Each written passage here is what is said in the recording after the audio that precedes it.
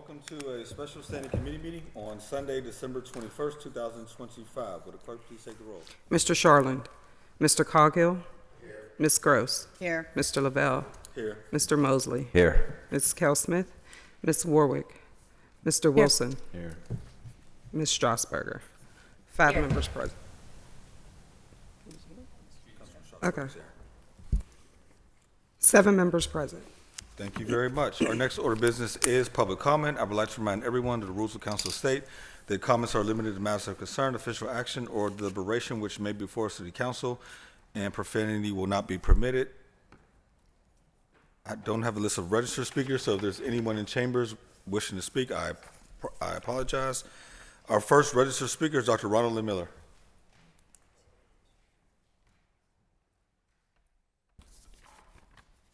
I'm Dr. Ronald Lynn Miller, Beachview, Pittsburgh, PA, USA, Beechwood, Los Angeles, California, USA, the USA Country Neighborhood Network, which was created by me, Georgetown, Guyana, near Venezuela, potential ally city, Global Intelligence Society candidate for President 2028, Global Information Intelligence Network.net. Concerns of council include neighborhoods and local government. Concerns that I have for 2025 to 2028 in initiatives 5 for neighborhoods and 3 local government primacy. Are you Democratic Party people really committed to equity in DEI? Is O'Connor? So you say, but do you? If so, then equitize the inequity between Pittsburgh East and West neighborhoods, shifting dollars from Oakland and Squirrel Hill neighborhoods to neighborhoods in what I call the Beehive. 1970 to 2025, you have leveraged the economic and educational wealth of the East against West Pittsburgh, which has devastated West neighborhoods.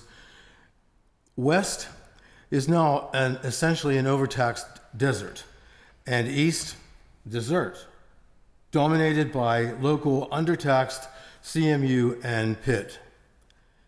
The Beehive neighborhoods within the Pittsburgh City Neighborhood Network, PCNN, which I invented, in West Pittsburgh, Beachview, Belzhoover, Bon Air, Brookline share borders, and Banksville is the furthest west.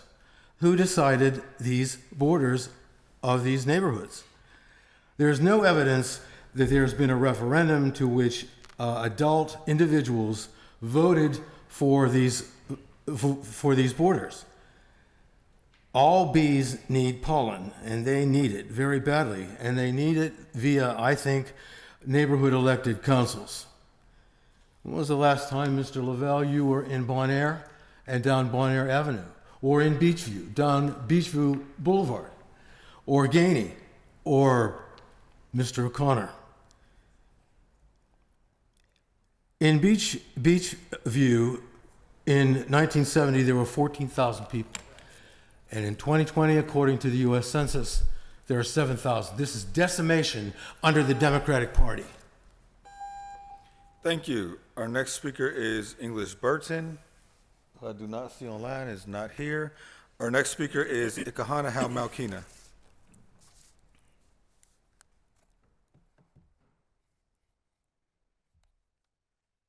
Greetings and good day. My title is Chief Ikahana Hal Makina. I'm the Grand Inca of the Iroquois Confederacy of Aboriginal American people. I am opposed to the tax increase. We have a unique opportunity to send a powerful message to the people attempting to subjugate the American way of life, simply hijacking the republic for which it stands, eroding away the Constitution. People all across the financial spectrum are being affected by this administration's corrupt actions and deeds. People in rural America, as well as us in urban America, are feeling the pinch and burn of massive layoffs, federal furloughs, airlines, transit, housing, the cost of inflation, the cost of food is through the roof. The closing of dozen schools, banning of books, the health care set to skyrocket, according to the president himself. Public utilities are constantly being raised, and I can go on, but I think you get my point. People don't want to be used as political pawns. Working across America, working class Americans want relief from this oppressive administration. And since they elected you to represent them, what will you do? After listening to yesterday's testimony, it is clear to me that the public and the people of the city of Pittsburgh reject City Council Barbara Warwick's proposal to increase the city tax rate from 8.06 mils to 10.48 mils, costing homeowners an additional $242 a year. We the people urge City Council to take meaningful steps to avoid placing this undue burden on its citizens, who everyone has been benefiting from the fruits of their labor except them. What measures are in place to prevent such disparities from continuing to happen? I urge City Council once again to take these meaningful steps to address these disparities that thousands of people are facing: food insecurity, housing crisis, and it is you who manage these funds. So be responsible and help the people of this city, the vulnerable people of this city. I urge you to be a maverick and to be proactive in implementing a process that works for all. Plant more shady trees and stop making shady deals. Thank you for your time. Thank you. Our next speaker is Patrick Solomon. Hi, thank you, City Council, for having me here. My name is Patrick Solomon. I'm a Point Breeze resident. If the past 2 days of community engagement didn't already hammer home the point that a 30% tax increase would be detrimental, I don't know what will. Looking at the budget and looking at the city as a whole, there's really only one way out of this, and that's growth. Growth of the number of businesses, growth of the amount of development, and growth of the population. The budget proposal of $680 million has three big pieces in it: $143 million in property taxes, $148 million in income tax, and $164 million from businesses from payroll. Being that we're $30 million short, we need to do two things in parallel: grow and cut. Looking at the national tax revenues for a minute, over the past 20 years, tax revenues have grown at 4.1% at a national level. In the federal government, after the 2017 tax cuts, the federal tax revenues grew at 5.8% annually. Let's let that sink in for a second. Cutting red tape and cutting taxes resulted in economic growth, which in turn brings in more tax revenue. Back to Pittsburgh, I think we need to change our mindset to be more of a growth mindset, attracting new businesses, new development, and people at record rates. We can rebalance this budget and have a surplus if we move quickly. The math is actually pretty simple. If we can cut 3% a year over the next 3 years while growing property, payroll, and income at 3% over the next 3 years, next year we would have a $4 million surplus. In 2027, we could have an over $30 million surplus. And in 2028, we could have a $70 million surplus. To get there, we really need to align incentives. At the city level, I think we should incentivize the employees with a shared bonus pool from a small percentage of cuts, out of a small percentage of the cuts. We need to provide the employees with a framework, a series of questions to help them guide as they make these cuts. Some of the obvious examples are any program or nonprofit that is not providing benefit that it claims it will provide. That should be an easy area to start making cuts. For some quick cash, the city should sell all delinquent properties it owns to developers and ask them to get these moving at least 70% developed within the first year of taking property ownership. Attracting new business and development, there's nowhere that's more obvious that growth incentives are not aligned than Hazelwood Green, which has sat mostly vacant since 2002, and the Mellon Arena lot. These two properties alone account for almost half the same size of downtown. Just from guessing, 25% of property tax and over half of payroll tax is generated downtown. Imagine if we had another 50% of development in those two areas I mentioned. We should be asking ourselves how we can attract these businesses to come here, along with develop new housing as quickly as possible. We should be cutting as much red tape as we can and offering tax incentives with the goal of eventually lowering taxes for all businesses. New jobs benefit all Pittsburghers, new and current. An abundance of housing in these areas will also help reduce housing costs for all. It's a simple supply and demand. New program idea that I would like to float: any big or medium-sized business that helps attract a similar-sized business should also receive some. Thank you. Our last registered speaker is Alex Payton.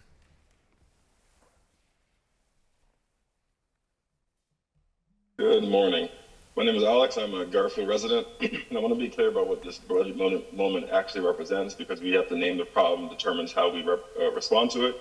This is not a spending crisis. This is a revenue crisis driven by court decisions and assessment practices that allow large commercial property owners to significantly reduce what they pay legally and at scale. The immediate trigger was a September 2022 ruling by Allegheny County Common Pleas Judge Alan Hertzberg that dealt with the common level ratio, reducing it from 81 to 63% and further down. So over the last 2 years, large commercial properties secured assessment reductions of 30 to 60%. Hundreds of millions of dollars were removed from the tax base, resulting in revenue losses that shifted into the residents and the public services. The revenue did not disappear because council or the mayor overspent. It disappeared because the system allowed it to appeal away. When that happens, costs don't vanish, they move. They show up as pressure to cut prevention, housing, support, and other safety programs that didn't cause a problem. That's why payment in lieu of taxes are appropriate response. They're not punishment, but they're voluntary opportunity for major beneficiaries of the current appeals environment to help stabilize the system while structural reform is pursued. There are clear and documented candidates for this approach, including major downtown properties that have received large assessment reductions, such as U.S. Steel Tower, the Tower at Pennsylvania Plaza, EQT Plaza, PPG Plaza, 3 Gateway Center, 2 PNC Plaza, and related gateway properties. These are not marginal properties, and they depend on city infrastructure, public safety, and transit and workforce access. Asking them to participate voluntarily while broader reassessment reform is a reasonable civic response. When people ask who's responsible for the budget crisis, the answer is not the residents or the city council. The system that allows revenue to be reduced faster than it can be replaced. Rising revenue while demanding accountability is not reckless, it is governance. I urge council to keep the essential programs intact, raise taxes, and pursue a pilot program while to get major participation from major beneficiaries of the current issue. Thank you, and I appreciate the work you guys are doing here. Thank you very much. That exhausts our list of registered speakers. Excuse me. If there's anyone in chambers wishing to speak, please come forward at this time. Anyone in chambers wishing to speak? If not, we will go to our standing committee agenda, beginning with the Finance and Law Committee, which is chaired by Councilwoman Strasburger. Our first deferred paper is Bill 2632. Ordinance amending the Pittsburgh Code Title II Fiscal Article 9 Property Taxes, Chapter 263, Real Property Tax and Exemption by fixing the rate of real estate taxation for 2026. Is there a motion? Motion to approve? Second. Any discussion? Councilman Warwick? Yeah, thank you. So this is the bill that I put forward to raise property taxes by 30%. So just for the public, I think everyone here at the table has heard this before, but just to sort of lay out a little bit the rationale. So here at council, we have been told under no uncertain terms by our controller and also by our budget director that we are in a very precarious financial position. This has been made loud and clear to council members, and so I felt that it was imperative that we act on that information. The rationale for raising taxes 30%, which, by the way, for every $100,000 of property value currently, you pay roughly $800 for every $100,000 of property value. And this would raise that, a 30% increase would raise that by about $240 per year. Okay? The rationale for that number, right, for the 30% number, was that my understanding and what we have been told was that the current budget this year put forth by the administration. There was about $10 million underestimated on utility costs, roughly $10 million underestimated on overtime premium pay, and also that the budget has $10 million toward vehicles, but that what we need and what we have been told over and over again by our DPW directors, our public safety directors, and the Equipment Leasing Authority is that we need at least $20 million a year invested in our fleet to be able to even begin to keep our fleet up to date the way that we need it to be, as we've seen recently with recent snow events and issues with our ambulances and also with our fire vehicles. So that would have brought that need total about 30 million, and the 30% increase would generate roughly a little bit more than 40 million. So my rationale was fill the gap, right? Fill the gap of 30 million, and then allow us an additional 10 to make improvements in areas that we really need to improve, right? Two big ones being our need to improve our response to litter and illegal dumping throughout the city, and also to our need to tear down vacant and abandoned properties, right? We do not have enough funding to do the amount of demo work that we need to do. So that was my rationale. And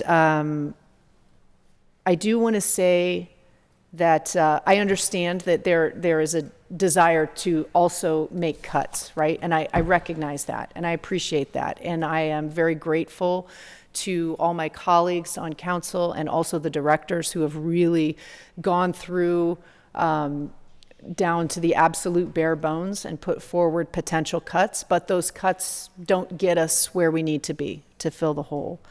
I also want to say, just for the public, that there is a narrative, just in general, right? It's not just here in Pittsburgh, right? But everywhere, right? Certainly in the United States, that government is like fundamentally wasteful, right? That government is fundamentally dysfunctional and blowing money everywhere. And I hear that, right? And it's something I've thought myself. You read the newspaper, but in my 3 years on council, I really have to say that with a few exceptions, I will certainly say with a few exceptions, that has not been my experience here at the City of Pittsburgh. I feel like our directors running our departments actually do a good job, right, of trying to deliver on services that our residents need. There is some disagreement about the budget, about the 2026 budget, right? There's the administration that is saying that the budget is tight but workable, and and then you have the controller and our budget director that says it's not workable, it's not it's not a reasonable budget for 2026. We're definitely going to go over. With that understanding, my feeling is that whatever the case, the budget's tight but doable or unrealistic, whichever side of that you're on, that doesn't feel like a safe place from my perspective for us to be at the City of Pittsburgh in our ability to deliver core city services to the public. And that includes public safety, right? Police, fire, EMS, DPW, keeping our streets safe and doing work in our streets that make them safer for pedestrians. That's our city parks, our pools, our senior centers, our rec centers, after-school programming, summer programming, programs that support food initiatives, violence prevention programs. All of these things are core city services, and the City of Pittsburgh has a lot of other, I'll call them nice to have services, but that I don't want to see us lose either, right? Like our amazing farmers markets, right? Those farmers markets are wonderful, right? I don't want to see those go away. I don't want to see our nice events like films in the park and 4th of July festivities and all these cool things that's really nice. It makes Pittsburgh a really nice place to live to have those things. And so that, I'm just trying to, that is my rationale, right, for a tax increase that filled the gap but also gave a little bit of extra wiggle room. And then I do, before, I also want to say I am very clear-eyed about who should be paying to support the city of Pittsburgh. And I understand that it should not always be falling on the backs of our homeowners, right? I understand that the large nonprofits, UPMC, AHN, CMU, Pitt, Duquesne, that they need to be paying their fair share. I know the administration worked on that. We didn't get there. I hope that the incoming administration is committed to working on that. But that's not something that we can count on here at council today, right, for the 2026 budget. I also think that our high earners, we have a huge influx of high earners to the city of Pittsburgh, right? Folks making, $200,000+ a year, folks with big, stock portfolios, right? I would like to see those folks paying more of their fair share, and capital gains, paying on those extra earnings. And that is something that I am committed to working on in the coming year, but that's a longer term fight. So again, not something for this year. And then finally, I think that we need to take the politics out of how we do taxes in the city of Pittsburgh, right? And by that, I mean, it is very hard for elected officials to propose tax increases, even when they're needed. And that difficulty is ultimately, I think Councilman Gross will give us some history, what led to Act 47 was how hard it is for elected officials to commit to raising taxes when because it's a hard decision. So we need to find a way to raise taxes steadily, a little tiny bit every year, so that we can keep up with the rising costs, without having to have this huge political fight and then taking a giant bite out of everyone's pocketbook every 10, 15 years when we kind of reach the breaking point and we just, everything's about to fall apart. That's not a way to govern. That's not a way to plan. So that's something else that I want to work on. And then finally, just so that folks know, there are a number of tax relief programs. There's the homestead exemption, which reduces your property value, your assessed property value by $15,000 if it's the property that you are living in your home. There's senior tax relief through Act 77. If you are a senior and you're making less than $30,000 a year, and that would include half of your Social Security, you get a 40% discount on your property taxes. So that is important. Seniors need to know that that is out there, especially our low-income seniors. There are a number of other rebate programs, and also our Department of Finance. You can apply for hardship, and if you qualify for the hardship plan, you will, there will be someone to help you in the Department of Finance to help you figure out how to work out a plan to pay your taxes. And lastly, and I know that there may be some changes to this number, right? Like coming in at 30 and it feels very high, and I recognize that. But regardless, I really would like every homeowner in the city of Pittsburgh to go to realestate.alleghenycounty.us and look up your address. Find out what your property is assessed at, because I promise you, it is a lot lower than you think it is. I promise you that it is lower than you think it is. I've had homeowners call me up, friends of mine, and say, "What? This is crazy, a tax increase." Currently $100,000 property is paying $800 a month. I've had folks call me and they look up their ad, say, "Let me look up your address for you," and their home is assessed at $25,000, right? Look up your property and I think that will help ease some folks' minds. At least I hope so.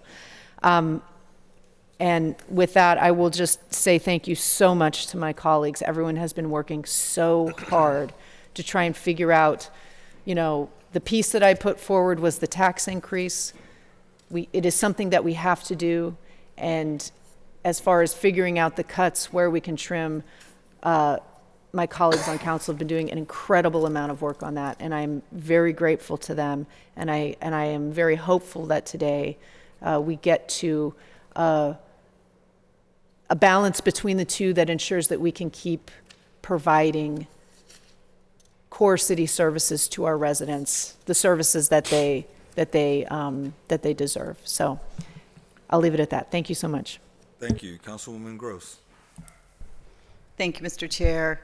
I'll just pile on a little more of the doom and gloom, because I think there's another item that we've been glossing over that I keep repeating to people, is that there's not only all of the big budget gaps that Councilwoman Warwick listed, but I didn't hear her really highlight, and maybe she did and I just missed it, the fact that for over 100 years, the city's water bill was zero. Zero. When we had 30 swimming pools, our water bill was zero. Now we're down to 15, 16 pools, but this year we have an outstanding balance right now, unpaid, of $13 million to PWSA. You can thank the state legislature for that, who put us under the Public Utility Commission, which is really supposed to just, Pennsylvania Utility Commission, which is supposed to only be governing private water systems. And next year's is projected to be 10. So that is another burden on this budget. But I think in general, I think what her Councilwoman Warwick captured very well, that it's really not our expenditures, except for that one. That's one that we didn't used to have, that have increased. But it's really, and some of the callers as well today and yesterday mentioned, it's really our revenues that took a hit in the last year. The facility usage fee, generally known as the jock tax, $6 million right there, thrown out by courts, right? The appeals by, I think, the major property owners, I think the caller during public comment said, have cut appealed the values of their downtown properties in half, some of them. So a $30 million building is now $15 million.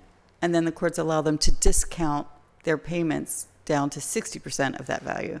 So it's really been a significant drop due to the shift that we're still, kind of feeling out. All of the mid-sized cities, especially, that used to have so much revenue from their downtown business districts.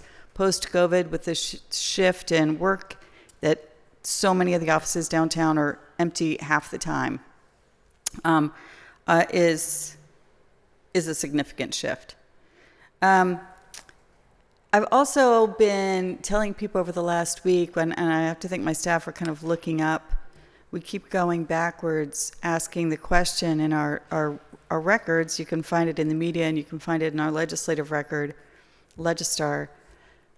What has the millage been going back about 25 years? Councilwoman Warwick's amendment that we're discussing would raise it to 10.48 from the current 8.06. In 2003, this table set the millage at 10.8. 10.8. And it stayed there. 2004, 2005, 2006, 2007, all the way up to when? Until the county did a reassessment in 2012. Nope, 2012, 2013, I think. And I don't have the exact date of when the assessment was, approved. And then this table, Mayor Ravenstahl put a piece of legislation over to lower that millage from 10.8 to 7.56. And it stayed there for just really a year and a half, 2 years. And then I was at this table, and some of the other members as well, when we decided that was actually a little low, and that was the first year of the Pizzuto administration, and he asked us to raise it to 8.06. That was in December 2014. That's 11 years ago today. And so it has stayed there this whole time. But again, for 11 years, it was at 10.8. And I think an interesting note of history is that, as I think some members have reminded us several times, the city went into Act 47 on December 29th, 2003. In late November 2003, Salah Uddin, who sat at this table, Councilmember Salah Uddin, asked this table to raise the millage to 15 mills. Hold on. Let me just scroll down on my little tiny phone. November 24th, 2003. Legislative number, I don't have it in front of me. Oh, no, 2003-2561. That motion failed. So we tried again. December 2nd, 2003. That was the proclamation for, that was the ask for Act 47. December 16th, 2003. Legislative number 2003-2620. He tried again to raise the mills from 10.8 to 11.5. And on December 29th, the city declared Act 47, 2003. So this is all, you can find it on Legistar, but again, in 2013, there was a county reassessment, and this body lowered the mills from 10.8 to 7.56. And I emphasize that because it's not unfounded that the normal citizen thinks, well, if they raise taxes now, they're never going to lower them. But we have, in fairly recent history, over the last 25 years, raised and lowered them several times. So Councilwoman Warwick putting this amendment on the table, which raises the millage for the first time in 12 years from 8.06 to only 10.48. We've had it higher than that in the last 20 years. So I'm supportive because what cities do when they don't have money is not open your swimming pools for the summer, especially when there's a $13 million water bill that they haven't even paid. What other cities do when they don't have the money for waste haulers, your garbage trucks, they don't pick up your garbage. And it piles up on the street week after week after week. We've seen these examples in other cities. We can do better than that. It's true that we need a reassessment, that raising the millage now will be a burden on some households. But when we have a reassessment, which we're hoping, and we certainly need to have, and the state government is looking at forcing one, courts could force one. We know that it's long overdue. Other cities reassess annually, right? This millage could lower and be more equitable, right? So it's less of a burden on the households that can't pay. And again, I appreciate my colleague listing all of the current programs that we have to try to create relief to low-income households and to anyone who is struggling. We don't want to, push anyone out of their homes by not being able to pay a property tax. But we have had significant increase in home values in some parts of the city, especially the district I represent.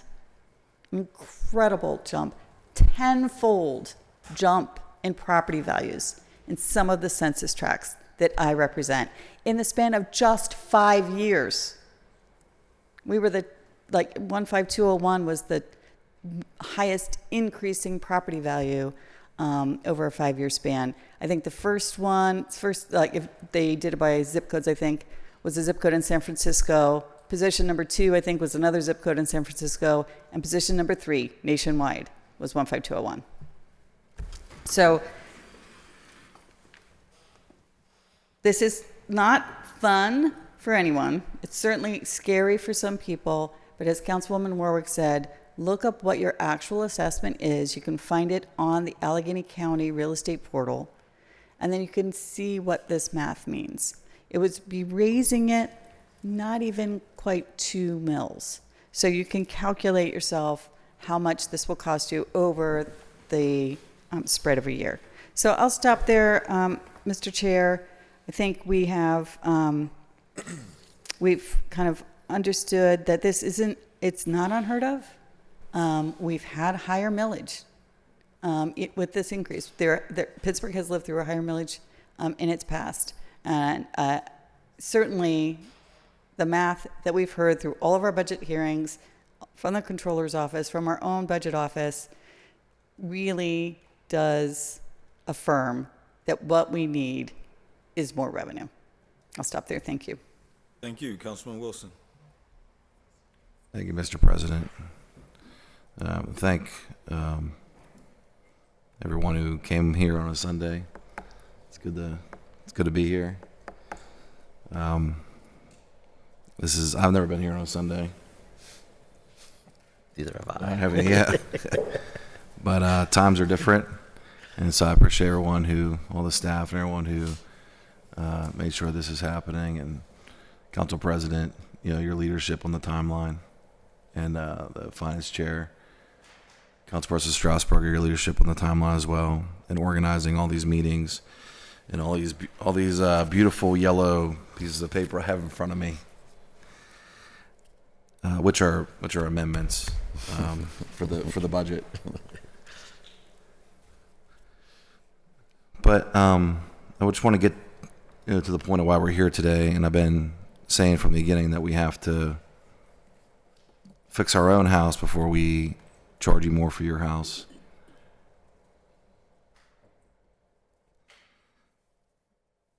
Because I have different numbers that I've been going off of that I think are I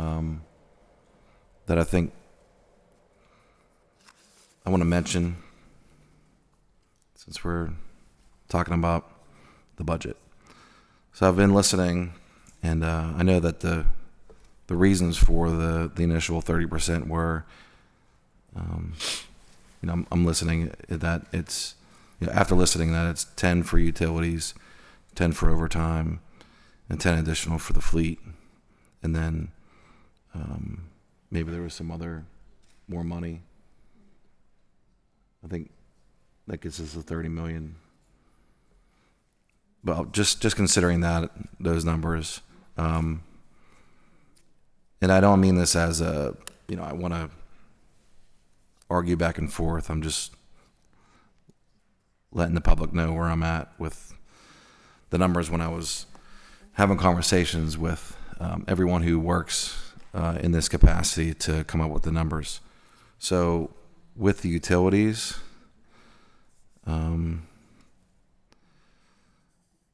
we got a bill, we allocate 8, and we got a new bill for 12.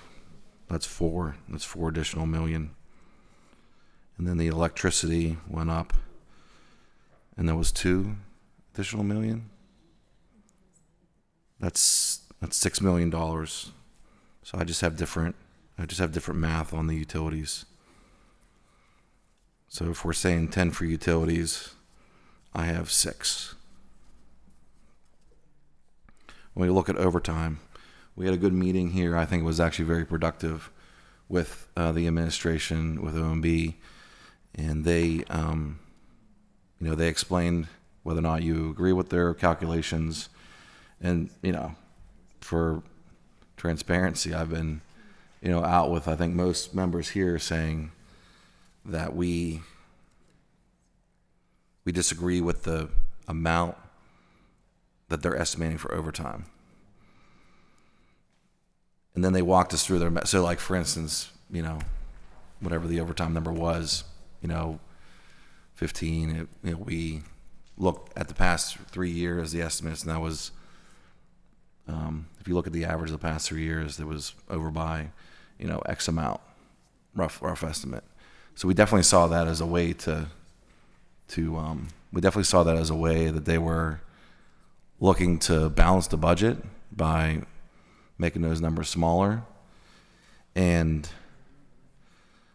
after walking through their math on how they get there, and it's some pretty interesting math, but I understand that all this money with vacancy, and we did it. We took the vacancy from the police and we put that into our numbers. So we essentially borrowed their math to fill our balance, to make it look like we're whole in our balance sheet.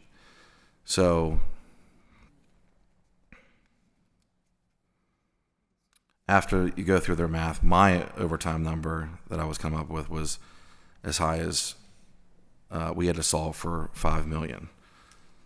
I could be off on that, but it seems like there was some disagreement. So it seems like the number 10, which was stated was the reason to go for the initial 30% increase, was high. In my, that was higher than what I was calculating. So that's 6, 5, that's 11 million. And then there's, obviously we need to fund our fleet better. So if we look at what we've already done, we've already amended $7 million. There's different amendments. So that fills our balance sheet, $7 more million. Stop the Violence Fund for this year gets us $5. And then there was a proposal for looking at just overall vacancy, what the numbers are at the end of the year, and that was 11 million. So I just think, I brought this up to a few people. I think the number about the overall vacancy that happens in every department. I mean, if we can agree that it fluctuates every year, that does get us to either a low number or a high number. So it's I'm not sure what the range is, but it was proposed that this year could be 11 million. But regardless, there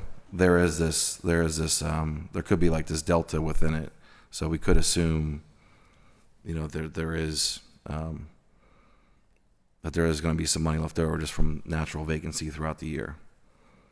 And then I've been talking to members about other ways to generate revenue, and I believe that could also, be very fruitful and something that we couldn't get done this month, but it's something we definitely could get done in January. And I believe that would also bring additional revenue, which I believe would be well over 8 million. And then if we have a mayor that's willing to negotiate with UPMC, if they came in at 7.1, my understanding is it's not 7.1, is that there is an all or nothing kind of sentiment here that all the nonprofits would give in if UPMC will come along. So if we make them a partner, we could probably get to 15 for all. That's lowballing it. I think that's what it's the current mayor, but the current mayor decided to take that venture, decided to take that negotiation south whenever, just trying to go after small parking lots. So, right there we have better leadership in there to strike a deal. We could probably get to at least 15 million a year. And they may want to see that go into the pot. So maybe that goes to fleet. I don't know. That's not my role to negotiate that, which it was. So, that's where I was at with the numbers. I know that's pretty simple for all of us just to, say different numbers and where we're at with it, and everyone has their own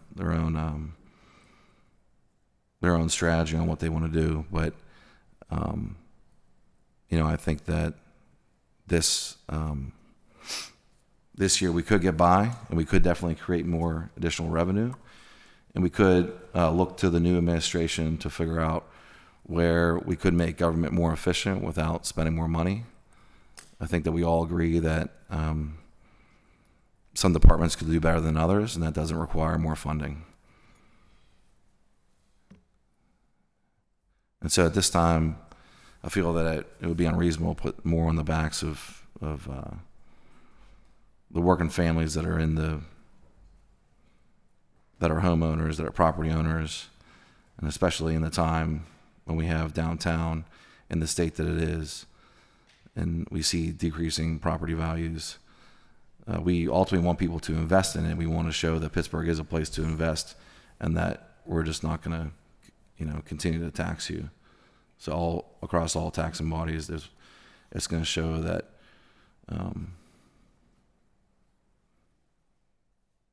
I believe it would show that we're not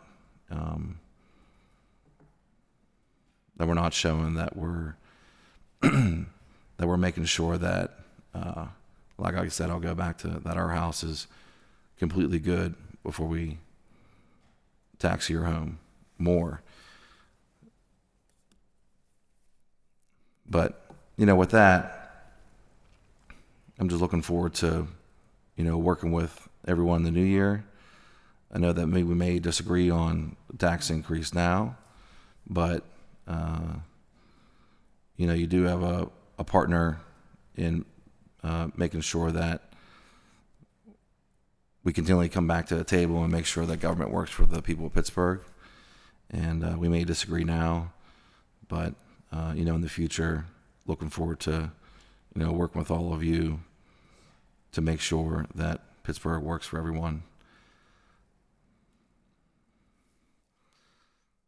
There was one more quick note that I wanted to make, which was that I do believe that this is a moment where we could set this aside and continue to work on this in January. We have the option to open it up with the new administration, and we could continually figure out where new revenue is, and just like I've been talking to members of how we can generate new revenue.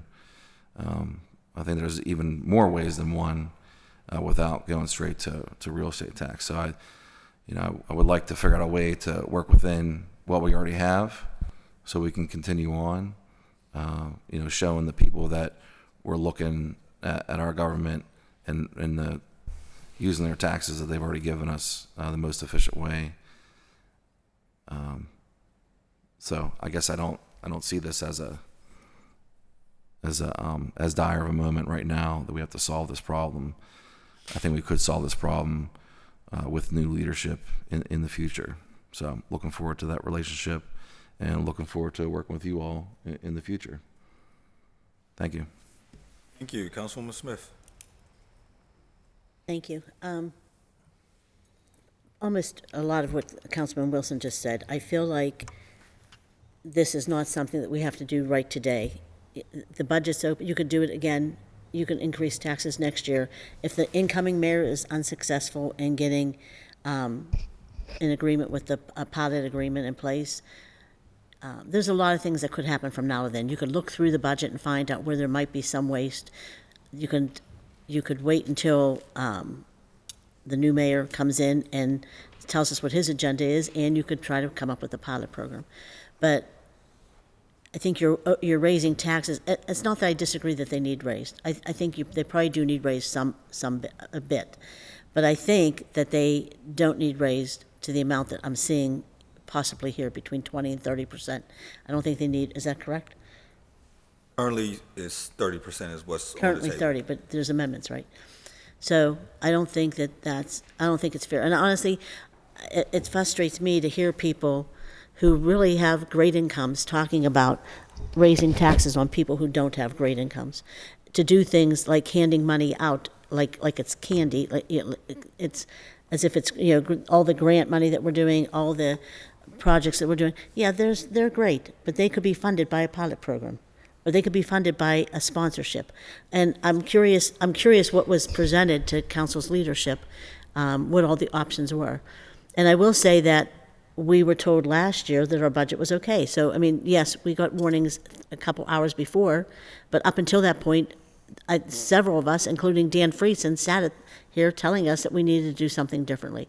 But our own budget office did not say that last year until he said we're going to have lean years ahead, not that we're going to have to raise taxes. And now we're hearing all this stuff, now we have to raise taxes. And so, I mean, if you want to say something, Pete, you want to come up here, you can come up here and talk about it. Okay. So, and that, I'm just watching the politics between our own offices, and it's really irritating me, and it's something I'm going to address with you afterwards. But I will say this, that I feel like we know that right now our residents have just had a major increase with their taxes on the county level. They just had an increase with this school district. We keep saying how they're getting hit with utilities, so, just a lot. And I understand that our budget is not perfect right now, and I do understand that. And I do think a small increase I would be supportive of, and then looking at the budget next year after we see if the new incoming mayor can secure a pilot program, and to see if there's reasons that we would have to increase it down the road. But right now is not an emergency. I mean, it's not that we have to do it now. You want to do it now. There's a big difference. You want to do it. We could cut back money. We could freeze everything that was non-essential to the city of Pittsburgh's function. Everything that's non-essential. We could do that, but we're not. We still like giving away grant money. We still like helping people. And I like those things too. But the fact of the matter is those things could be funded by private dollars or by partnerships with people or with, private funding and sponsorship. So I don't see us saying, it's nice to tell people we're cutting out, we want to stop the violence going. We are keeping stop the violence, that fund going. We're telling them to spend it down. It's nice to say we want to keep food justice fund going, and we are doing those things. But it's nice to say you want to do all these things because you care about people, but then you're going to tax them more for it. You're not taxing poor people who can get help. You're taxing the middle class who don't even qualify for the help. That's who you're really hurting. The same people over and over again, paying taxes in the city of Pittsburgh, paying increases in the city of Pittsburgh, doing what they can with very little help and very little funding anymore, and while their own bills are increasing.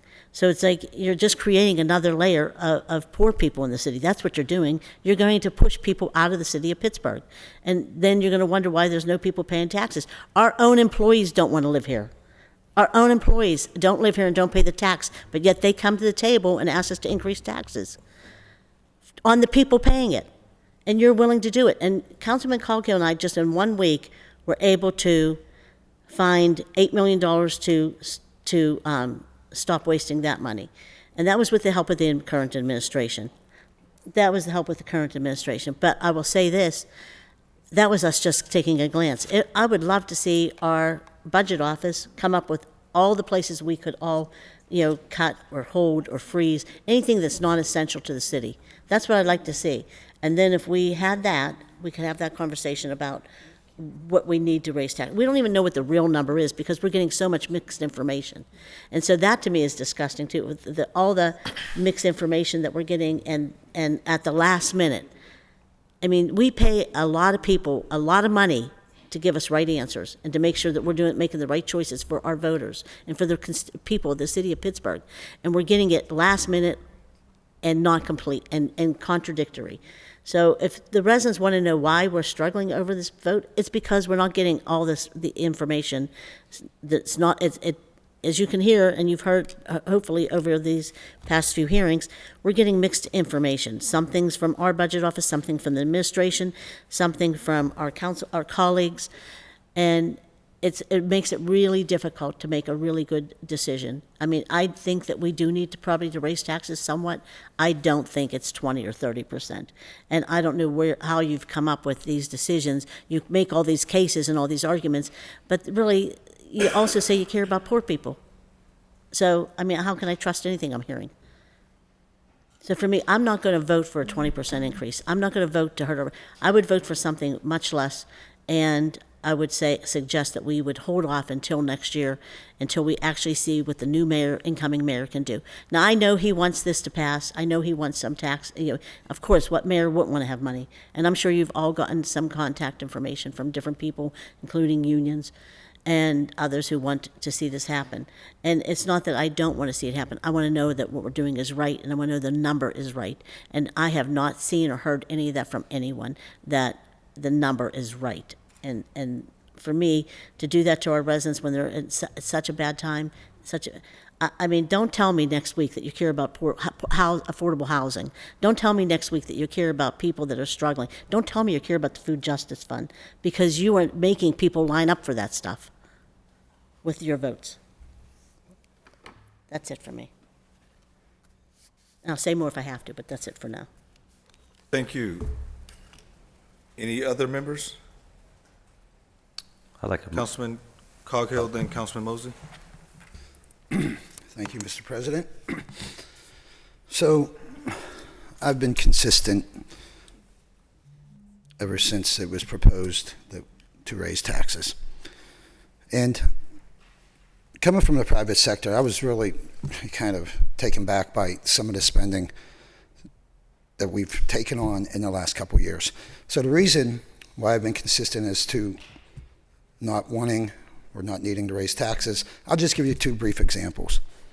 Just last year, I believe, or maybe a little over a year ago, we took out a $62 million bond for affordable housing. Great cause, no question about it. Of that $62 million bond, we are paying $32 million in interest. So $30 million will go to the nonprofits who are building our affordable housing, which God bless them, we need them. I'm glad, I appreciate the work they do. But when we are in a position where we can't even put vehicles on the street, but spending like that, that's why it's very hard for me to look at my taxpayers, my property owners, and justify a tax raise at this point. Also, the $6 million comprehensive plan that Councilwoman Kill Smith said that we're, alluded to, that we're going to draw back a couple $1 million, I hope, from that. That was irresponsible. There's many other examples, but those are just two glaring ones that, stick out to me. And it is true, we haven't raised property taxes for 11 years. I understand that, and some may think it's justified. But don't be fooled, we have a library tax that we put on our property owners. We have a parks tax that we've put on our property owners. This is just in the last few years. We have a deed transfer tax that we put on would-be new homeowners. So we have raised taxes, just to be clear, just not in the way of a simple property tax. I've said to my district over and over again, the only way I could vote to raise taxes is when we exhaust every single effort. We don't have the time to do that today or before this budget needs to be passed, obviously. But I will say, I know at least Councilman Wilson and myself are looking at new revenue streams that can be very profitable to us without putting it on the backs of our property owners. Both are in their, I think, infancy stage. Mine is anyway, but it certainly is a viable path to help right-size our budget. Just as Councilwoman Kill Smith said, we decided not to build a salt dome. That's $6 million that we put back into our capital budget that we now have flexibility to shift around and hopefully put towards vehicles. The fleet is the main issue for me in the next year, I will tell you. And that's just scratching the surface. That was like, that was just us talking and, coming to the consensus that we don't need to spend this $8 million. And, right there alone, that's 1/3 of what most of us think that we're in the rears, or we're going to be in the rears. So until I can look my constituents in the eye and say we've exhausted every effort, I cannot, support a tax increase. I think this administration has been irresponsible. I think we have been irresponsible, to be honest with you. Many cases. Those two, the $62 million bond, the $6 million comp plan, irresponsible for us to do. And now we're saying to our taxpayers, we need money. The fleet's so bad. Well, we could have put that money to the fleet, just so everybody knows. American, the ARPA money, the federal money that is now run out, and this is all moot point at this juncture, but the reason why I'm talking about it is because this is why I can't vote to raise taxes. We could have bought an entire new fleet. Instead, this administration and this council, which I'm part of, obviously, chose to put millions and millions and millions of dollars to the URA for affordable housing. Again, very good cause, great cause. Same time, we're acting like a foundation. We're not a foundation. We're a business. We are running the city's business for the taxpayers. And because we've made some bad decisions over the past 4 years, I can't even entertain raising the taxes at this point. I will be glad to revisit it next year. If we're still at this table next year and we still haven't right-sized or adequately funded our fleet, I'll be the first one to, say, yeah, we are going to have to raise taxes. Way too premature right now for me. I think if we show our residents, if we show the city of Pittsburgh that we are willing to make some harder decisions than we've made and look at new revenue streams that I know we can produce, then they will see that we've made an honest effort. And I think next year at this point, if we're in the same position, if we still are in such dire straits, I think it'll be a lot more understandable for the city of Pittsburgh and its residents to shoulder a tax hike for the property owners. Another thing I would say, my district knows where I stand on this. I've been very clear, whether it be with the press or in the streets of my neighborhoods. I would say, I don't know this for a fact, but I would venture to say my district probably has the highest concentration of property owners, I would think. I don't know that for sure, but I'm guessing. On top of that, I think I have probably the highest concentration of property owners who are on fixed incomes and retired. So to put this on the backs of our property owners right now is just irresponsible. I won't do it. I will exhaust every effort, and I'll make harder decisions as we move forward over the next year in order to right-size our fleet first and foremost. So, yeah, and I would say, also, I think Councilwoman Kill-Smith in District 2 and District 4 kind of mirror each other as far as my, talking about the property owners and their own fixed incomes. So until we really exhaust every effort, and again, we have just scratched the surface. I've not even talked to most members about what I'm going to propose. Councilman Wilson and I've had conversations about what he's going to propose. And, until we go down those roads, until I can look the citizens of the city of Pittsburgh in the eye and say, we've exhausted every effort. At this point, a lot's been made of, it's really hard. It's a hard decision to raise taxes. I think it's a harder decision not to raise taxes at this point. I really do. And I think while everybody else is raising taxes around us, the county, the school district, I think we need to step up and say, we're going to be the adults in the room. And we're going to make every effort that we can before we come with our hand out again. So we can be creative, there are so many things. We could look at spending. We could look at every dollar we spend, whether it's for these microphones, whether it's for paper that we use, you name it. I've shown in the past, we've carved out millions of dollars just by looking at our expenditures. When it comes to our table and we have the final say-so, we vote yes or no, okay, on that, whatever we're buying, basically. Everything, anything. And I did that in 8 hours, by the way. Over $6 million, and this was 2 years ago. The administration frowned upon it, which I thought they were coming to thank me, but they said, you really shouldn't be doing that. But here's the bottom line. We approved the spending here. So don't tell me we can't do it. If we don't think it's worth it, what we pay for paper, we go to another paper supplier. So many more ways we can carve spending besides creating new revenues, besides cutting, which to me, cutting our workforce and laying people off would be the last, thing that I would entertain. I want to try not to do that. But again, we've just barely scratched the surface. I've proven in the past we could look at everything we buy, and I think we could save millions and millions of dollars. So So I'm willing to work with the next administration. Assuming they are going to be working with our nonprofits. And, you know, we don't even know where that's at yet. So before we go raising taxes, let's see what we can do on our end, a full effort, not just say, oh, let's raise taxes, the sky is falling, our vehicles are falling apart. Well, they're falling apart because we let them fall apart. This council let them fall apart.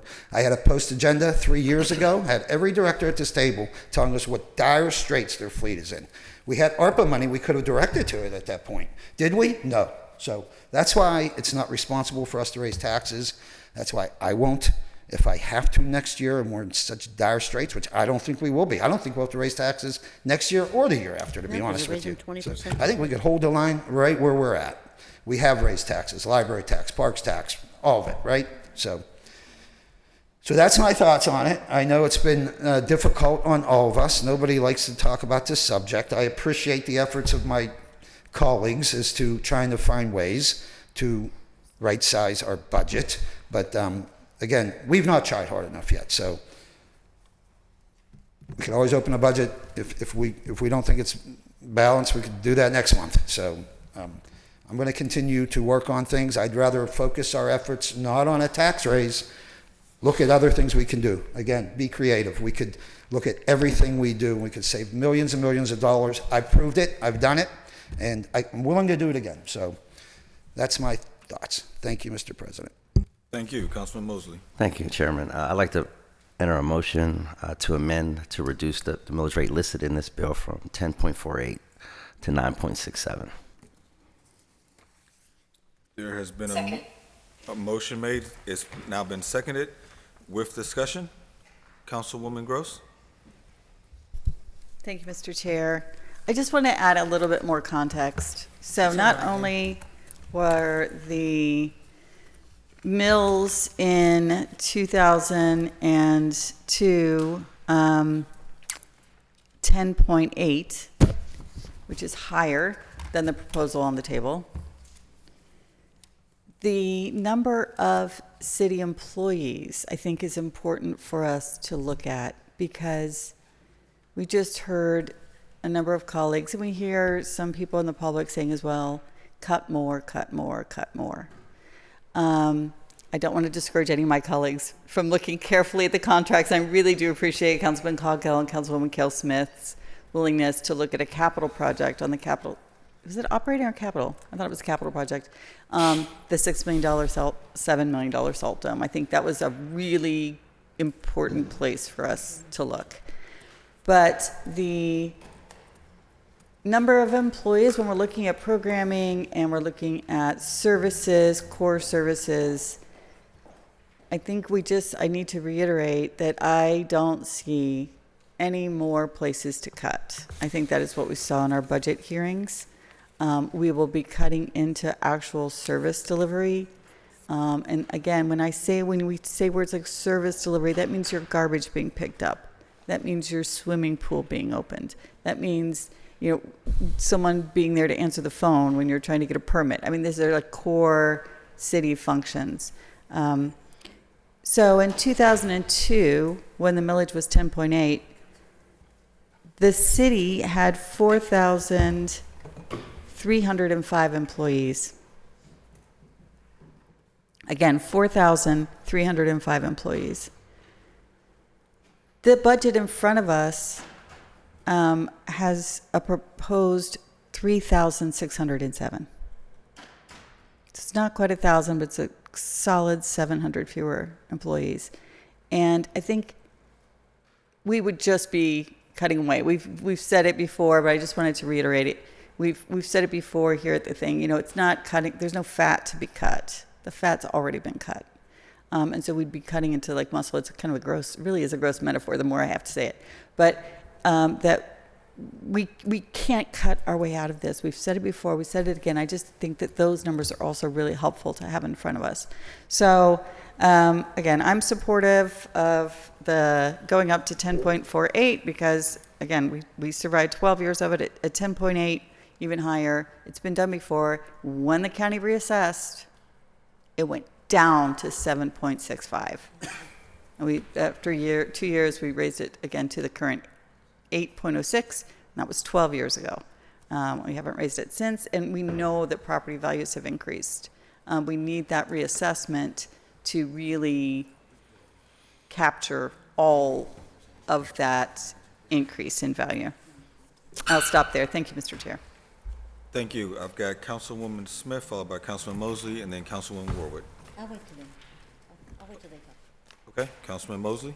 Yeah, I also would like to note for the clerk that Councilman Charlin asked to be listed as a co-sponsor to the amendment on the floor. And I want to thank Councilman Charlin for his willingness to join me in this effort. I appreciate the conversation that we're having around this table. And, as many know, I've struggled mightily, with the decision of how we were going to address this challenge we face of either unilaterally raising taxes, unilaterally cutting jobs, unilaterally cutting services, or some combination, of all three. And I remember when Councilwoman Warwick called me on a Friday afternoon and alerted me on her efforts to introduce this bill that we have before us. And I told her I needed some time to sit with it. And that was weeks ago. And I sat with that decision from that moment on that Friday till about 90 minutes ago, sitting down with our budget director and having numerous conversations and getting numerous feedback from constituents across the city as well as across my district. And in that initial conversation, I still share the concern of the most vulnerable homeowners in my district, which I have many, and do plan to, if this does pass, to work mightily in the new year to ensure that all those most vulnerable homeowners are connected with all of the property tax relief programs that are available to them, whether municipal programs or state programs. I've already talked to my chief of staff, and that is going to be one of our top priorities in quarter 1 of 2026 if this passes. And I know it's been said very recently at this table that many times, and most of the time, we wear hats as representatives, but occasionally we wear hats as trustees. And at least for me, I feel like this is one of those moments where I feel more like a trustee than a representative, and understanding the gravity of the challenges that we face, and just using the house metaphor that has come up a couple times. I was having a conversation with my wife about this morning, who many of you know was the county controller for over a decade, and is and obviously has very strong opinions about fiscal matters, as the county's fiscal watchdog, who I thought she did a exemplary job as our county controller, and using the metaphor of a house, and I know you had, my esteemed colleague Cog Hill mentioned that the many decisions were made over the years, and I want just the record to note that I wasn't here for many of those decisions, and this is only my second budget that I'm voting on. But while this isn't the house that I built, this is the house that I bought. And even though you don't build a house, me and my wife and my 2 sons live in a 100-year-old house in North Point Breeze that we did not build, but we bought it. We had to fix the roof, and we had to get a French drain put in, and we put in brand new windows this year to make the house more comfortable. And we had to make decisions to not go on vacations and not get our sons those $250 Kyrie Irving shoes that they like, because we had to make those tough decisions. And I totally respect everybody's perspective and philosophy around this table, and I will not cast any aspersions on any of my esteemed colleagues based on the decisions that they make around this substantial decision that we have to make, and understanding that all of us outside of our esteemed colleague who will be leaving us in a week or two, we will continue to have to work together. So regardless of how we fall, today, it is incumbent upon all of us to continue to work together as colleagues and have a collegiality necessary to continue to solve the big problems, as well as, work with the new administration. Many of you know that I did not support in the primary election, but I have pledged to work with, hand in hand as partners. One, knowing that, the mayor-elect was my son's Little League coach. Well, my son was the star shortstop, and they won the championship at Squirrel Hill, and I hope to be able to use that as leverage in moments like this to remind soon-to-be Mayor O'Connor, about my son Thad and the big hits that he made and the key plays that he made at shortstop to get his Squirrel Hill team over the finish line. And while obviously I wanted to just bring some brevity to a very tense, conversation, what drove me, to my decision to offer up an amendment and support an increase in taxes, because I do feel like this is, the best path forward to address our aging fleet. I do feel like it is our best path forward to address what I do see as core services, like the violence intervention work that all of the law enforcement personnel that I know that I work with closely in the city speak of extremely highly and see as key partners in making our city safer than it was, particularly when I was a candidate back in 2023 and in 2022, when our city was not as safe as it is right now. We know we still have ways to go to get to where we want to go, but we are in a better place from that perspective.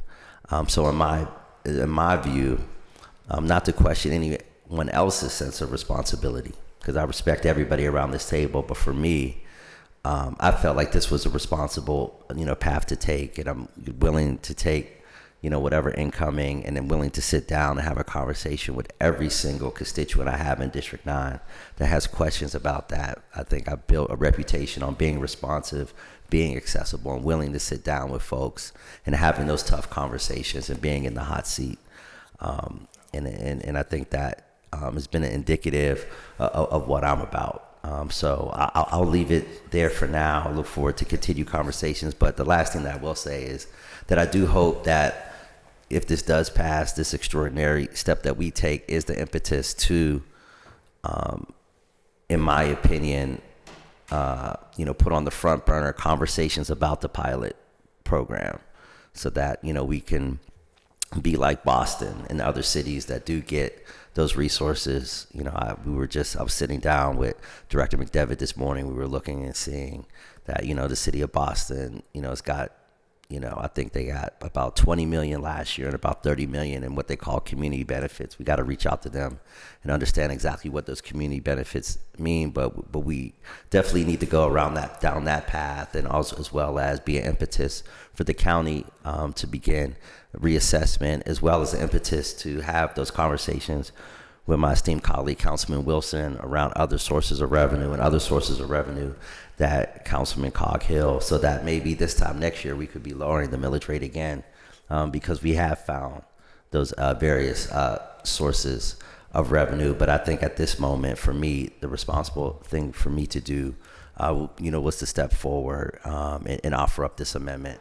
But again, I really, appreciate the conversation we're having around the table and respect every single opinion that's around the table. I know everyone around this table cares about the city, and maybe just coming from a different perspective. But I look forward to continue to work with you, and I look forward to, the commentary and the critique and the input that we'll get for our soon-to-be council member emeritus, Teresa Kell Smith, who I know will be watching closely from her perch in the West End come January. So thank you, everyone, for this opportunity. Thank you. Councilwoman Warwick.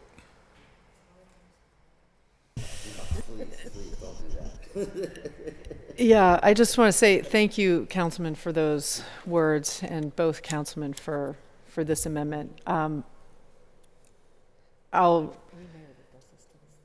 just wanted to be clear to the public that over the past month or so, lots and lots of work has been done by this body, and that the members of this body who are making the incredibly hard political decision to increase taxes have been tirelessly going through the budget, sitting down with the directors, looking at literally every single thing that can be looked at.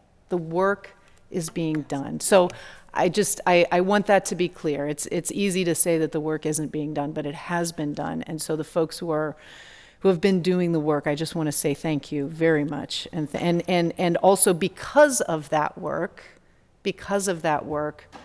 this amendment, this compromise, down to 20% is the thing that is actually going to be doable, right? So I just want to voice my appreciation for that. And I am also very excited to hear about new ideas, new things that we can do. I have ideas myself about new ways that we can raise revenue, but those are not things that work has not been done yet. That work is still to be done.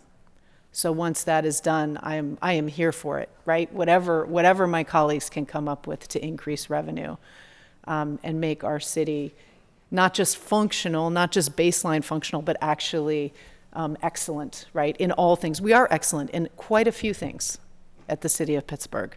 In quite a few things, we provide really outstanding, this is a really beautiful city, but there are things that we could do better, and I look forward to working with everyone on figuring out how we can do that, both operationally, functionally, but also financially. So I am also supportive of this amendment. And again, I really want to thank, it's hard. This is not an easy decision. And I want to thank both councilmen for coming to the table and working toward this compromise. So thank you. Thank you. I've got Councilman Charlin next. Thank you, Council President. So this is I don't think I have the word for how hard this decision is. I think in the last 24 hours, I've basically felt every, emotion, except for maybe the positive ones.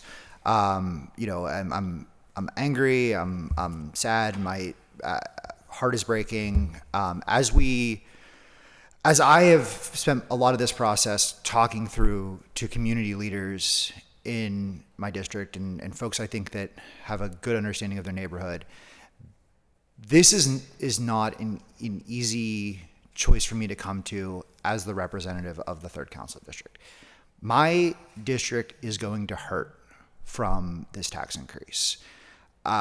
It is not a decision I can make lightly, and I think anyone who's taking this, as an easy choice or that I've heard from some friends like, oh, just vote for it, people won't mind.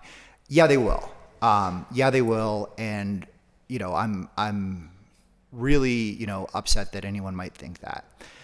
I'm talking to community leaders yesterday in Arlington who are saying, at what temperature they have to keep their heat on to make ends meet through the winter. I mean, our residents are being squeezed on every end, and I can't take that lightly. And I hope that those of us that represent more affluent districts take that really seriously. At the same time, as the three of us in southern neighborhoods will always tell you, we do not receive basic services to an adequate level. To the point that we, grass is overgrown in all throughout, the hilltop neighborhoods. We've got people stashing guns in overgrown grass. We've got, just a lack of will to solve basic necessities to make our neighborhoods look like the rest of Pittsburgh. And, we had the most tragic incident this week where, due to lack of snow plowing, a young woman was killed. A young scholar athlete was killed. We are not delivering adequate services for our residents in the city here. And I know that if we do not approve this millage increase, that we will continue to see those services continue to lack. There's no way that the services will get better if we don't invest in them. There's no amount of cuts that we can make that can make those investments adequate.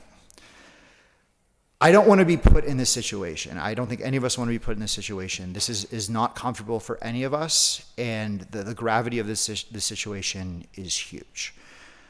I wish that we would have found, compromises earlier and could have looked at, alternative pathways so we didn't have to do this, so we didn't have to squeeze our residents. Unfortunately, this is the situation we're in, and we don't want to see the city go into Act 47, which I believe, without doing this, we're cratering towards. I think I do agree with a lot of my colleagues here. I think there has been wasteful spending and wasteful decisions that have been made, not just over the last 4 years, but especially over the last 4 years, that have really put us in a situation where we just do not have the ability to deliver basic services that my residents need. So I am going to, continue to fight like hell to make sure that we can do things to help those most in need in our districts here. An idea that I proposed earlier this morning, but we just don't have the time to look at this, is I believe we need to audit the homestead exemption. We need to audit the homestead exemption and use that money to expand the homestead exemption to help folks in our neighborhoods that need it the most. I promised the residents of my district that I would vote for an honest budget. Unfortunately, I don't believe we were handed an honest budget when the proposal came over. I think that we need an accurate accounting of what our utility costs are. And that's to say nothing of the investments that we need to make, again, to deliver these basic services. I thank my colleagues that, maybe on an early May did not believe that there was problems with this budget, but now do. I think, I'm thankful that we can agree that at least there's a problem and it's something that we need to solve. But again, if $7 million was on the table from our largest nonprofit and we walked away from that, that's mismanagement. That's completely unfair to the residents of Pittsburgh. That's something that we're paying for now. By this vote, we're paying for that cost. Look, if Councilman Coghill and I can get the 5 major nonprofits in a room together, there's no reason why the executive of the city can't come to a compromise here. So I'm feeling a lot of emotions as I'm going through this. This is not an easy decision. It's something that I've wrestled with. I've talked to every community leader that I can. It's something I've prayed on. It's something I've really wrestled with here. I do believe that the only way forward is for us to approve this millage increase. And it really sucks. It's not fair that we're put in this position, but here we are. And, I'm not sure what's going to happen over the next week, but if this is something that is going to face a veto, I don't have plans on New Year's Eve, and I'll be happy to cast my vote to override that. Thank you. Thank you. Councilwoman Smith? Thank you. I just, I know this is going to pass, and I do want to thank Councilman Mosley and Charlin for putting in something at least a little bit less, but it is still going to affect our residents, and Southwest Pittsburgh will not see the benefit of this. And we know that happen. We know that's not going to happen. It never does. We'll get crumbs thrown our way, like we always do. But yet, it will be our people that are struggling to pay these costs. And everybody keeps talking about how we can't cut any further, we can't do this any further, and we've all worked. Well, we've all worked really hard, and I think I was up till 10 o'clock last night going over the budget with an accountant, somebody who actually knows what what's going on with the budget and with funding. And the fact of the matter is there are places to cut, but I do think that we do need a tax increase. I think this is not the amount. And I think we're putting an extremely high burden on our taxpayers, at a time when they can least afford it. I think waiting 1 year, seeing if a pilot program was available, seeing if there's some of the things we could fund, through private dollars or through partnerships or sponsorships.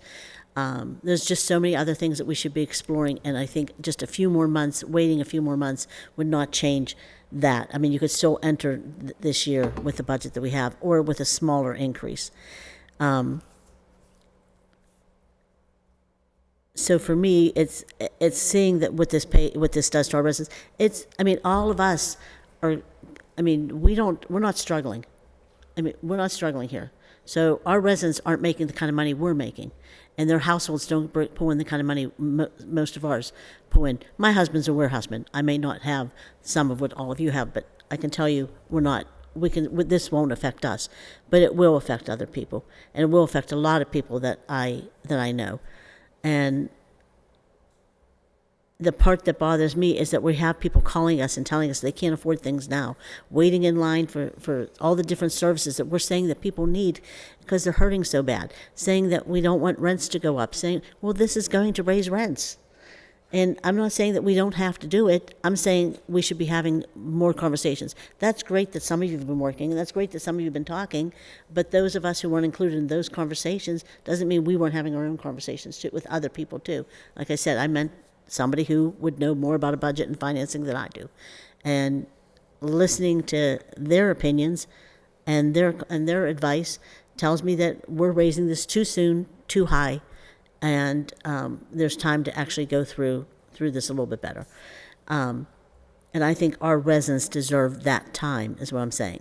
I think they deserve us to do everything that we can to make sure, and yes, I want to make sure they receive city services, but that's why sometimes I don't fund things like a comp plan for $6 million. That's why I didn't want a dome for $6 million. So I don't, and that's why I voted no against the budget last year. And that's why the year before I voted no for the police budget, because I do want to make sure I'm making right decisions for the residents.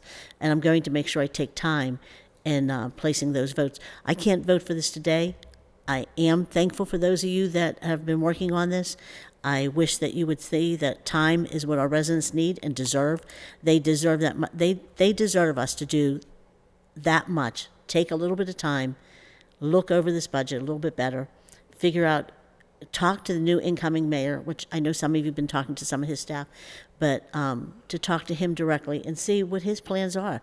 Maybe he has a great plan for the nonprofits and pilots and partnerships. And I know that he was working with the Cultural Trust to bring them across the city into different different parts of the city to do some of the things they do. So he's already having those kinds of conversations. So to me, it's just, I think it's worth waiting a little bit. That's all. If it was your bank account waiting for this and doing this, and you were struggling like our residents, you would want people to take their time before they pull the plug on a 20% increase on their taxes. That's what I'm saying. Thank you, Councilman Wilson. But I see it has a vote, so I'll shut up now. But I'll say a lot later after. Thank you. Thank you, Councilman Wilson. Thank you, Mr. President. So now that we have a new amendment on the or we have an amendment on the table for to decrease what was 30% initially, and this looks like it's 20%. So this would be a 20% increase. This would be a 20% increase. Okay. All right. So I pledged to myself, and I pledged to myself and some members I talked to that I would keep it on the up and up in terms of, how I feel about our differences in this moment. And I'm going to do that. I'm going to try and navigate that the best I can because I respect all of you. I have the most respect for everyone, all you elected officials. You can't know what this job entails until you're in it. There's no way of knowing. I've never worked hard in my life when I first got in here. So, spent close to 10 years working at Pitt before I got here, and it just did not, I'm not sure what could prepare you to be a local elected official. I think when Joe Biden came in to walk the parade here one time, he said to someone, actually he said to Bruce Krause, man, I'm really telling a story from a story on it. He said to Bruce Krause, he said, "Oh, you're a city councilman, nice to meet you." Something along those lines, I'm obviously paraphrasing. So he said, I was a local elected official one time, and that was the hardest job I ever had. So that doesn't mean I'm trying to run for higher office to make it easier. I can always count on you for laughing at my jokes. I've been doing it for 25 years. But that said, so anyway, I just want to recognize just everyone sitting here what we take into account, and I am going to keep it on the up and up. But I do want to make it clear that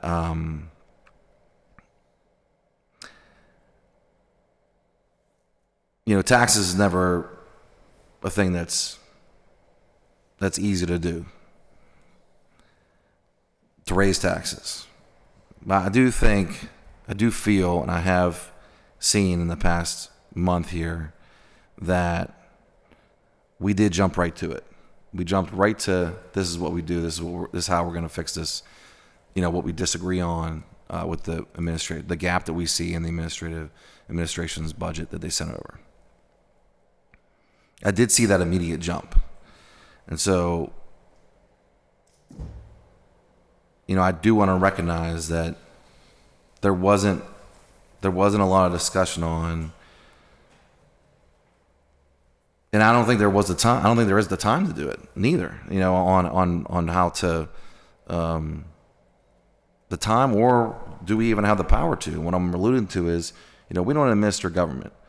So I often said in past years, when people ask me, well, why did you approve, what came over in the administration's first budget, the second budget, whenever Mayor Gainey came in office? It was like the people elected this mayor. The people of Pittsburgh elected the first black mayor, and this is the budget he wants. So let's give it to him. I was all on board for that. We added 200 non-emergency personnel to that budget throughout I believe the first couple of years. And do Pittsburghers see a difference from that? I think that's really the question that we have to grapple with when we talk about expanding government, growing government, and also increasing taxes like this, because we are going to see new positions from this. We already are seeing new positions from this. That's in the amendments. We went straight to growing government in a way that I don't believe that we fully have the expertise to do. None of us ran to be mayor. We ran to approve the mayor's budget. We make amendments. I mean, we're so used to making amendments for, we need $250 for a park, $500 for a park. I just don't believe that we have the expertise, time, or power to actually really buckle down and figure out what is needed to make sure that our government is ran the most efficient way. I guess we could look at continue to expand, council offices so that we have our own expertise inside each one. But I just want to recognize that we didn't think to do that. We immediately jumped to increasing taxes for people. So I'm not trying to be an obstructionist here, and I just want to make it clear, that I recognize the pressures in this budget, and I don't take a no vote, which I'll be taking today, on voting no on the budget lightly. But I just do not believe that going straight to tax increase is the right answer, especially at this time where we need people to trust in Pittsburgh, and we need people to invest in Pittsburgh, and not to think that we don't have our house in order, and our first option is just to go and raise taxes. We have the time to make this right. I would like to work with people to make this right, but I realize that the will isn't there. And it even looks like there's a veto-proof way to make sure that this budget passes, regardless of whether or not the mayor vetoes the budget. So residents will see a 20% tax increase. Does it stop there? We don't know. We don't have a clear plan on how this tax increase will improve the lives of Pittsburghers. Just like we didn't have a clear plan on how adding personnel would improve the lives of Pittsburghers. I still get the same complaints. I still get the same issues that affect my district. I've had the honor to work in the past few years here to work on some programs that does seek to improve government, and I felt that was the most fruitful conversations and ways that we can really serve Pittsburghers the best. And I'm looking forward to the next administration on how they can expand those conversations with each department, how we can improve services. I've explained how I have different opinions on the gap here. I'm not going to go through that again, but at the end of these comments, I just want to make sure that that I recognize that I do feel like we are taking the easiest path. With all due respect, we're taking the easiest path. This is why people don't trust government. This is why people don't trust their elected officials. There are several ways that we could improve the trust of Pittsburghers and to attract new Pittsburghers.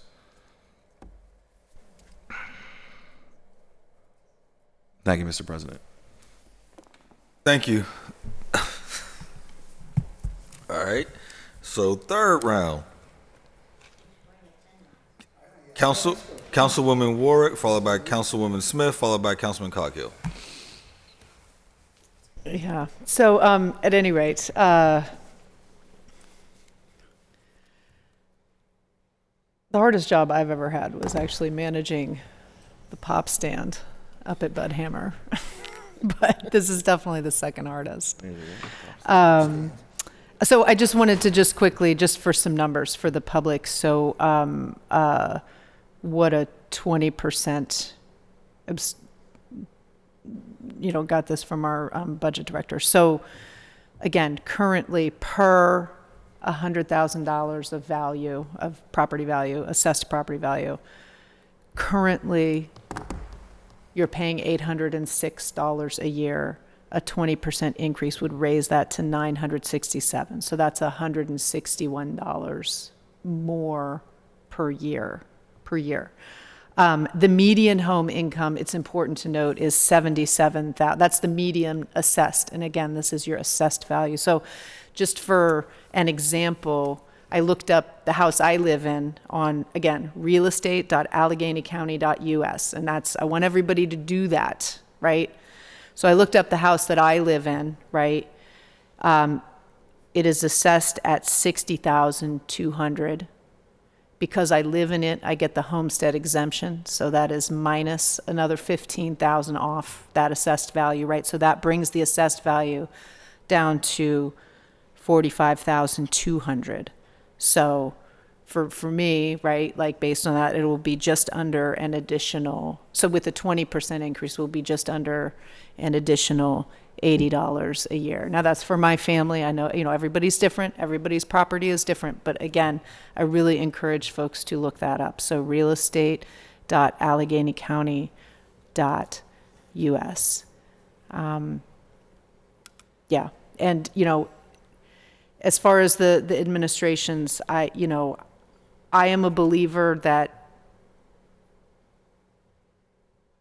we are equipping the incoming administration, regardless of where you were in the right, we are equipping the incoming administration to make whatever reason it is, the way you voted, the way you did, right? If you wanted to see change, we are equipping the administration to make the changes that, residents voted to see, right? By voting for a new administration. And so that is how I look at this. I really do, is that as council, we are sort of doing what we can right here to make sure that they are, that they can hit the ground running. So I'll leave that at that. Thank you. Thank you. Councilwoman Smith? Thank you. Just to that, Councilwoman, I keep saying, I think we do need to raise taxes a little bit, but I think you're saying that as if it's a small amount, but the reality is it's that in addition to the county increase, in addition to the PPS increase, and in addition to their utility increases. So it's all that. It's not just this amount. It's all those amounts together, and that's the part I'm struggling with, because I know you care. So I'm not gonna say anything more than that, because I do know you do care about people. But for me, it's knowing that we have so many people hurting. But I want to know, and I also want to say that we keep blaming this on Mayor Gainey, and he's no fan of mine, and vice versa. But I will say this, that this has been going on for years. You can't blame it on one administration, and we can't blame it on the incoming administration.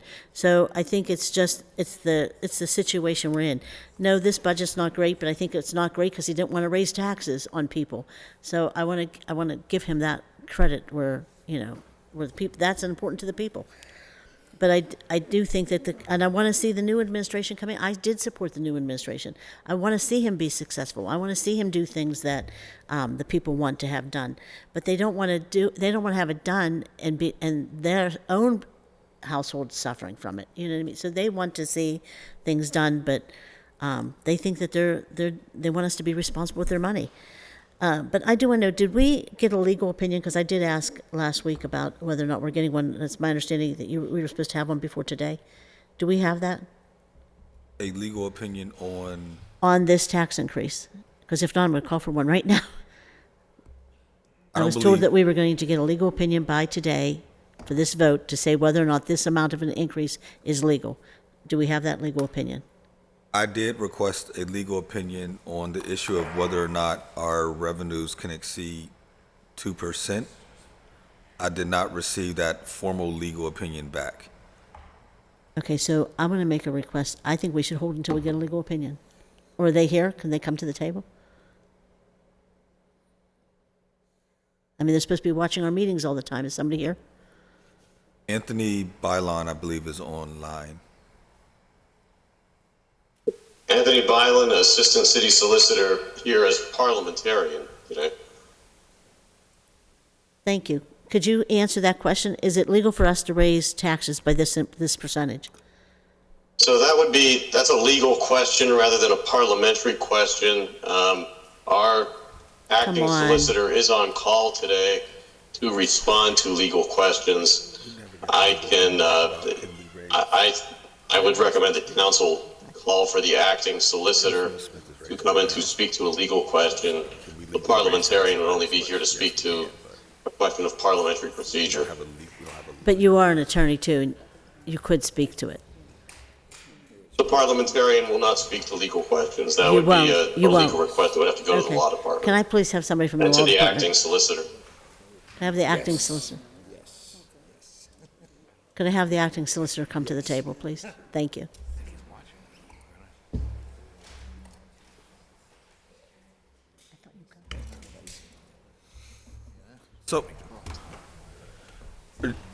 So in my personal opinion, having had this conversation with the law department, having looked at our code, we absolutely have the legal authority to do this.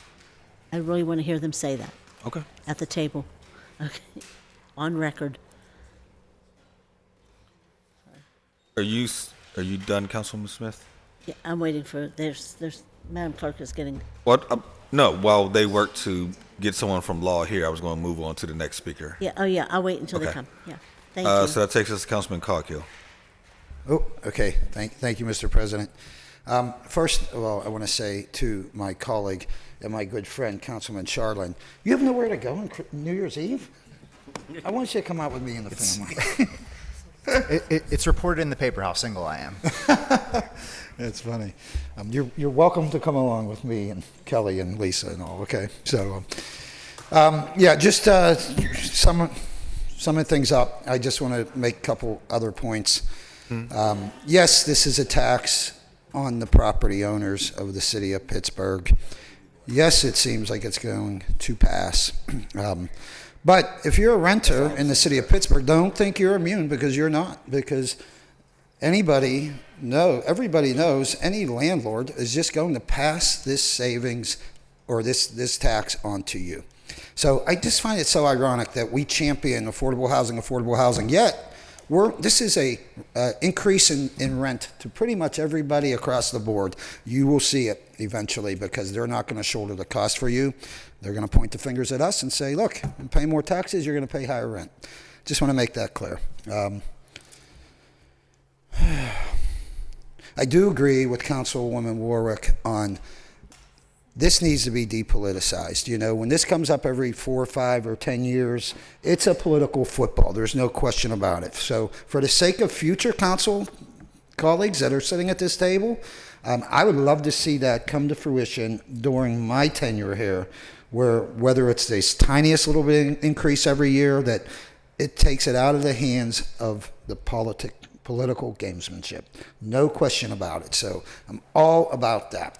So what that looks like percentage, that's yet to be seen. So, and again, lastly and not least, I respect a hard decision on both parts, on the members who are voting for the increase and on the members who are voting for to not increase. Difficult decision on both ends. I would say that I feel like we're fixated on raising taxes. It's the only way out. We'll hear our budget director say it. We'll hear everybody say it. But you know what? It's not the only way out. I've been saying it over and over again. There's a lot of ways out of this. That's the last thing we should do, is go to the property owners, and we could do that next year if need be. So with that, that's it for me, Mr. President. Appreciate it. Thank you. So we're currently on the amendment that is in front of us. Is there any further discussion on the amendment? If not, all those in favor say aye. Aye. No. Any No. opposed? We have 3 noes, so the amendment has been approved. Any further discussion on the bill as amended? I'm waiting for the legal opinion. So the motion on the table is to approve. What I will simply say is, since I've been here, the work that I've done has been primarily to expand my constituents' ability to live with dignity, stability, and opportunity. And I believe this vote allows that to take place, and I will have absolutely no problem explaining to all of them how that is and why that is. Yeah, after the election. Any further discussion? If not, all those in favor say aye. Wait, I thought we were waiting for a legal opinion. There was never a formal motion made. Motion to hold for a legal opinion. Well, we just voted. Councilman Lavelle. Where's the parliamentarian? Parliamentarian. Point of order, probably. I believe the chair currently has the floor. Yes, you need to say Ye- point of order. Yes, so point of order. Could you please tell me what we need to do to wait for a legal opinion? It's up to the chair, I know. You know, you need to vote. Yeah, I think I would defer to the chair as to the current, I guess at this point in the process, has a vote been finalized? A vote was taken. The bill was approved. Jesse is online if we would like to allow him the opportunity to speak to it, but the vote was taken. Okay, so the parliamentarian's advice in this case would be to defer to the chair as to whether to allow additional comment from, Can I have a from the motion to- solicitor who's on the line. Can I have a motion to rescind the vote while we wait for a legal opinion? I will allow for additional commentary if our Motion solicitor to would- rescind. That was not seconded. I will, Seconded. all those in favor say aye. No. Aye. No. Any opposed? No. So that motion fails. So, it fails. Our Let's system, do a roll call on that. to motion to rescind the vote? I heard ayes and noes both. Sure, we can do a roll call vote. Mr. Schreiland, Aye. Mr. Coghill, No. Wait. You want to vote aye to rescind? Aye, we're moving to rescind. All right, clarification, please. The question is whether we vote to rescind the vote or not. Okay, so I would, It's actually a motion to reconsider the bill. Motion to reconsider. second. Roll call vote. Mr. Schreiland, Aye. Mr. Coghill, Aye. Ms. Gross, No. Mr. Lavelle, No. Mr. Mosley, No. Mrs. Kelsmith, Aye. Mrs. Warwick, No.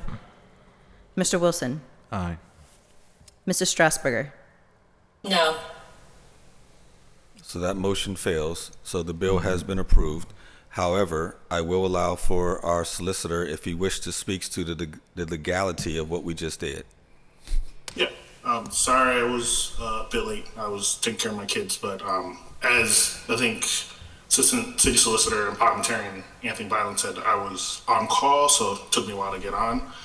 I believe the question was whether it was legal to for council to propose this tax, and under the Home Rule Charter, City Council can propose new taxes, which is this was discussed, I think, with council members, not all, because it was just asked me briefly, but a couple weeks ago, and that was essentially why the timing of getting the hearing in before the 20th, so then there was enough time to vote on this bill on the 21st to then have a bill in place in front of the mayor.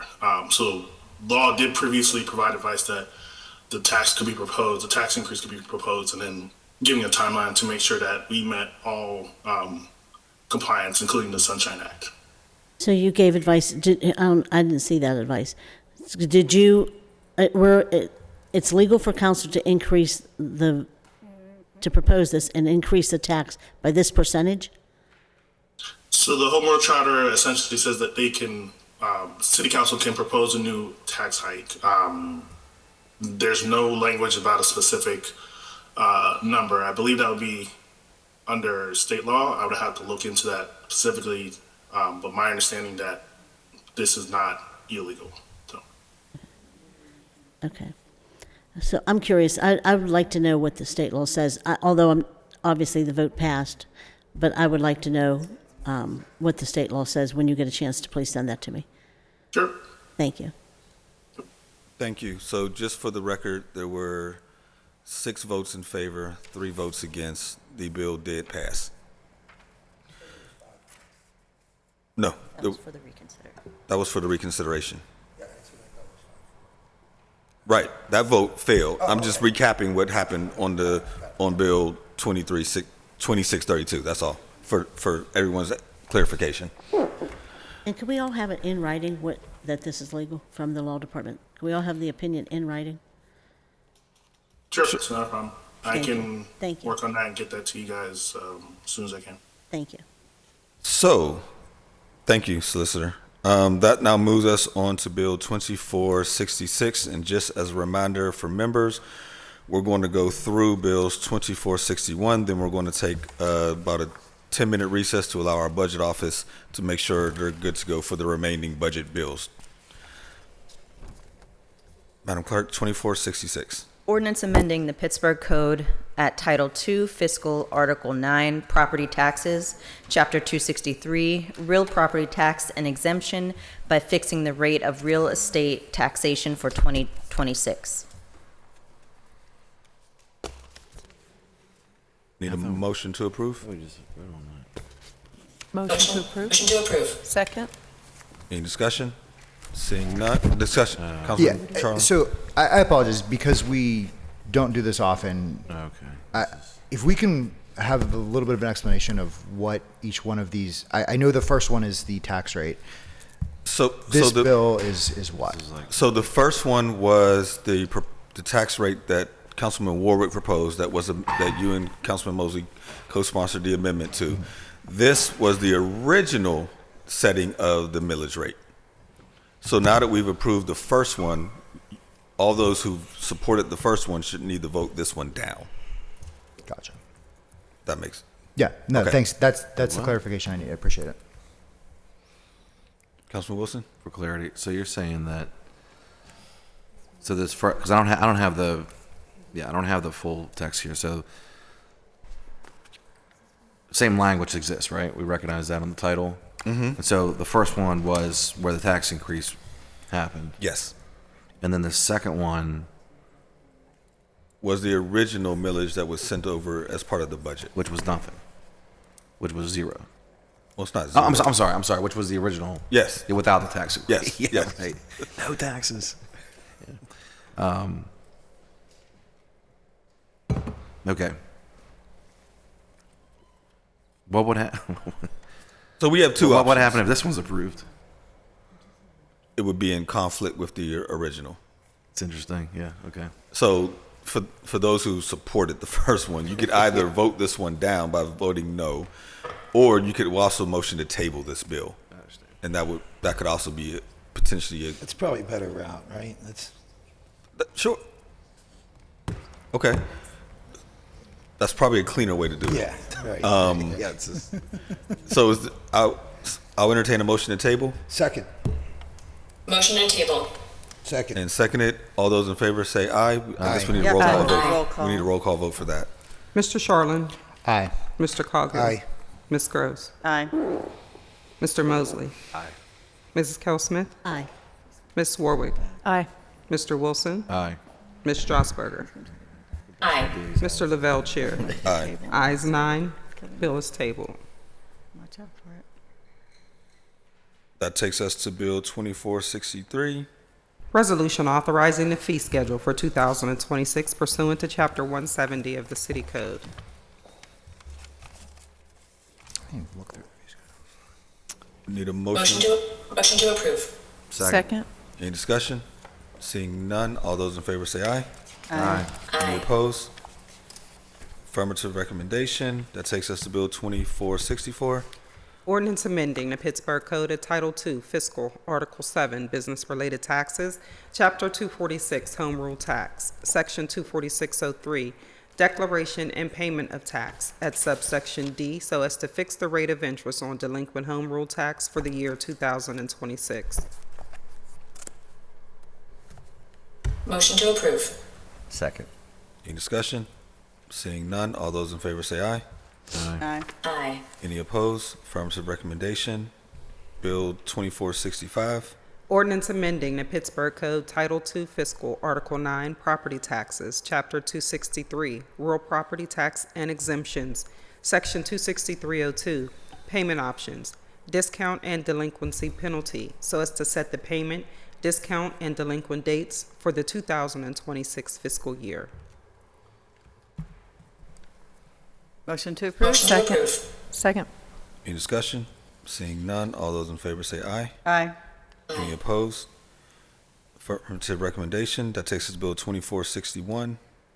Ordinance amending the Pittsburgh Code Title II Fiscal Article 7 Business-Related Taxes, Chapter 245 Earned Income Tax, Section 24503 Declaration and Payment of Tax at subsection D, so as to fix the rate of interest on delinquent earned income tax for the year 2026. Motion to approve? Second. Second. Any discussion? Seeing none, all those in favor say aye. Aye. Aye. Any opposed? Affirmative recommendation. I'll now ask someone to offer up a motion to recess to allow our budget office the appropriate time to be prepared to walk through the rest of these. Motion What I to would recess. Sorry. just before that, this is a question I'm asking. As you all know, we have our regular meeting scheduled for 2:00. It'd be my suggestion we just do it from right here. Okay, cool. So motion to recess? So moved. Second. All those in favor say aye. Aye. We are in recess.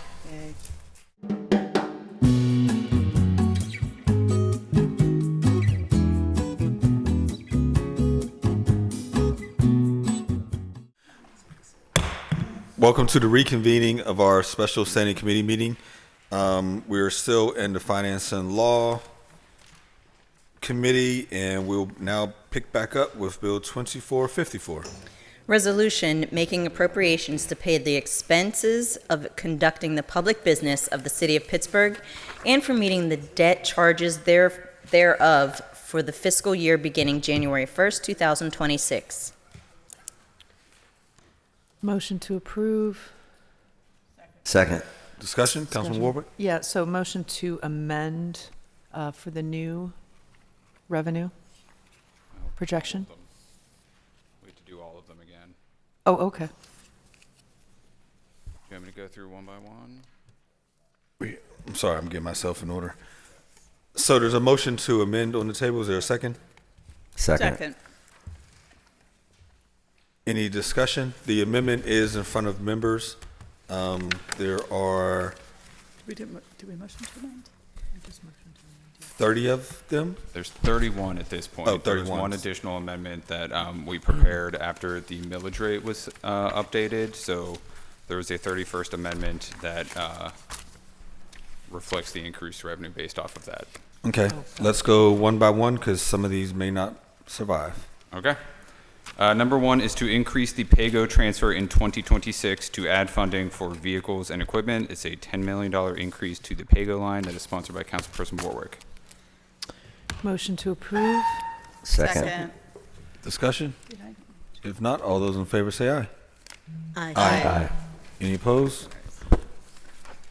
Item 1 has been approved. Number 2. Number two is to increase the PAYGO transfer in 2026 to add funding for small business development to the URA. It's just an increase of $1 million in 2026, sponsored by Council President Lavelle.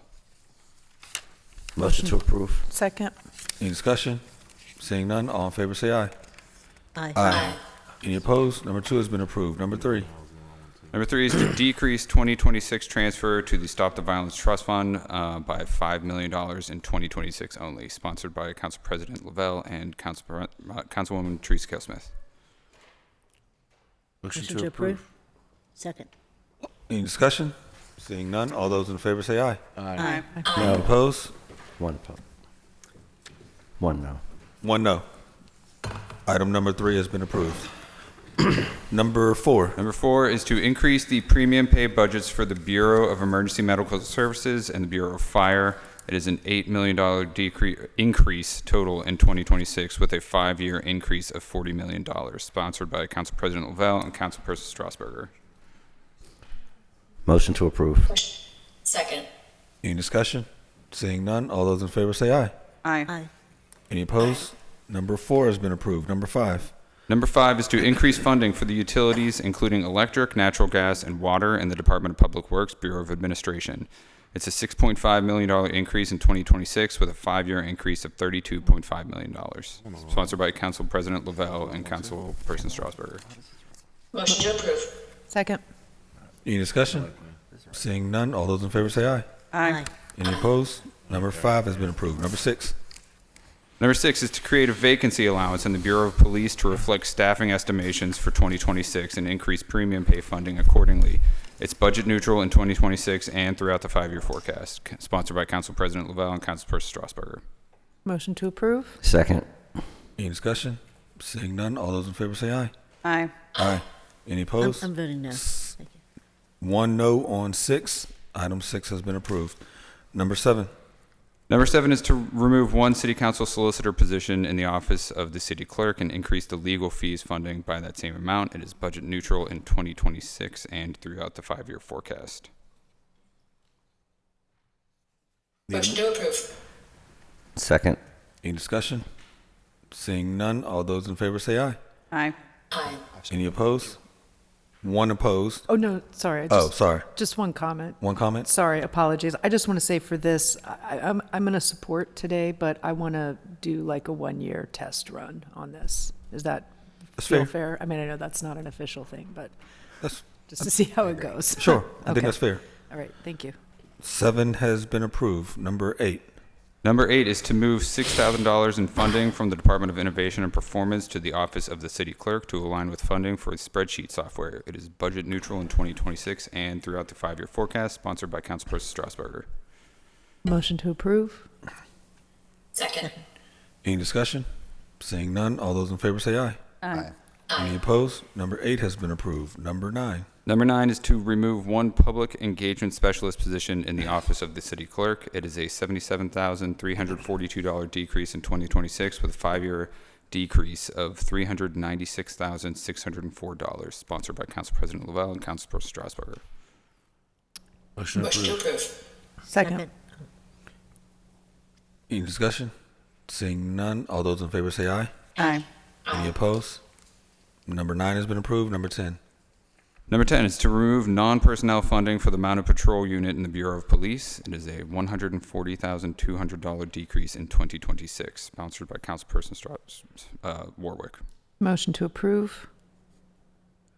Second. With discussion, Councilman? Yes, so this, again, I think we've talked a lot about the horses. And since we talked last, I have talked with the, I forget, the Special Deployment Division of the police about the horses. And, my view has been that if the horses are solely exist as show horses and not as working horses, that I'm not interested in them. They have said that they are more than willing to help out with some of our crowd control issues in Southside.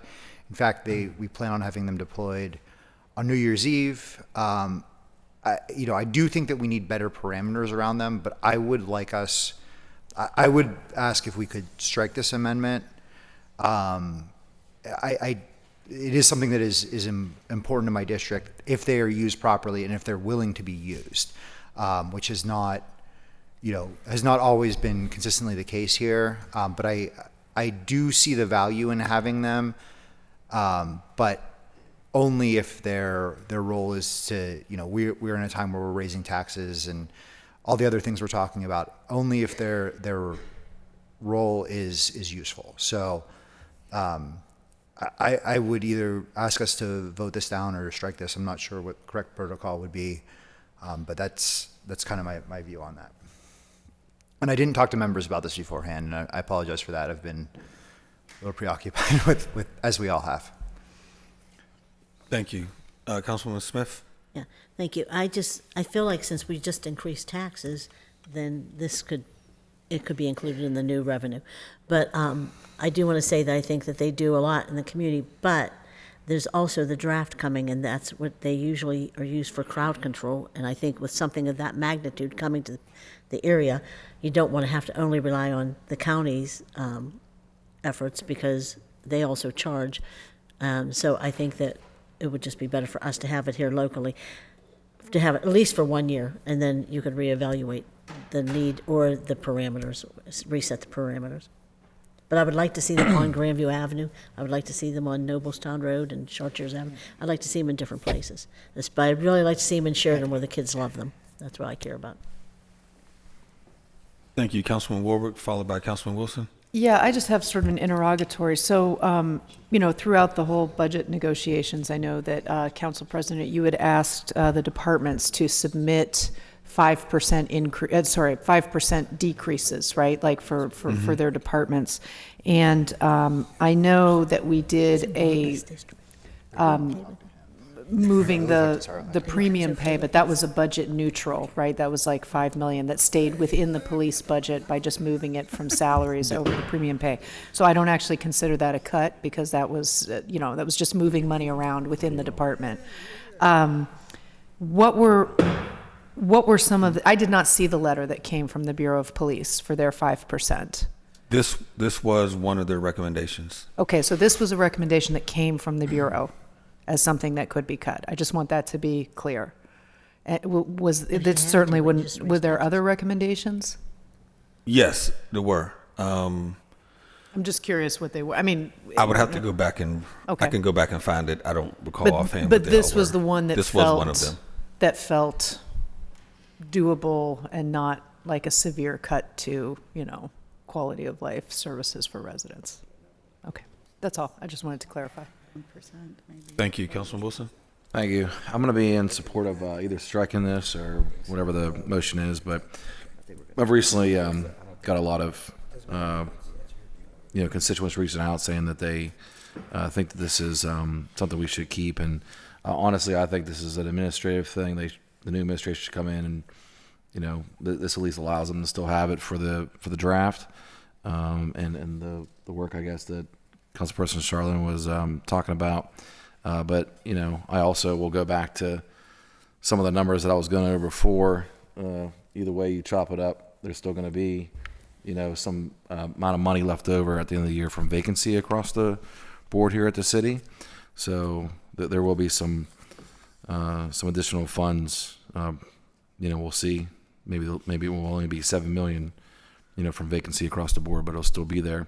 So, especially with the new administration coming in, they might not be able to fill every position in the city of Pittsburgh. So there will be some additional funding. So I think, carrying us over to the next year, let the next administration decide that. I don't want to get involved with. I realize there's a lot of stuff going on here that we're messing with running government here, but I think this one, because I recently got there was a recent push to try and keep this, so I'm going to try and keep this. Thank you. Councilman Coghill. Thank you, Mr. President. I'm happy to support and vote for keeping the mounted unit for now. They were gifts. They were gifts, I think, from a couple of the Pittsburgh Steelers, and they're beautiful animals.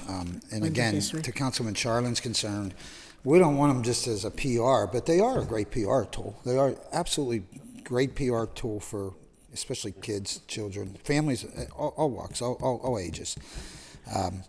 They also are very good for control, crowd control. When a 1,200-pound animal comes walking at you, you tend to get out of the way. So I'm glad to keep them. I think the real issue is going to be having officers who are willing to come out on weekends and, off hours, basically, and, to not only take care of them, but to mount them. So that's, to me, is more of the issue. I think with the new recruitment classes, we'll find somebody, and they can actually be used as a recruitment tool as well. There are many people out there where they don't have an opportunity to go to Bethel Park Police Department. There is no mounted unit, and somebody who was trained or raised on a farm or whatever, somewhat of a recruitment tool. So I'm glad to keep them. And in retrospect, they're really not terribly expensive. So, I want to keep them at least until the end of their service, and then maybe make another decision when that time comes, when they retire, I guess. I'll be voting for it. Thank you. Thank you. Anyone else? First round. Second round, Councilman Warwick, then Councilman Charlene. So I do also just want to remind folks and the Bureau in general that this body voted to cut this last year, and they just defied us in that, right? And they found money somewhere, which is very odd that there's a bureau that just finds money that does not come through this table. That's not how it's supposed to work, Also, to point out that it actually, yes, this is a nominal amount of money, right? Very little money in the grand scheme of things.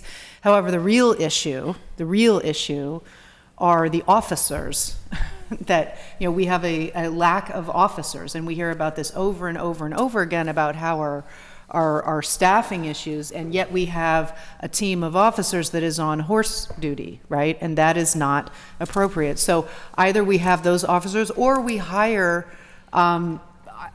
stable hands, which that's even more expense, right? Now, that's not part of this because that's my understanding, is that the officers do that care, but that's time that they are not out on the patrol, that they are not out there making sure that people aren't running stop signs in your neighborhood, right? That they aren't making sure, whatever, of the various things that we ask our officers to do.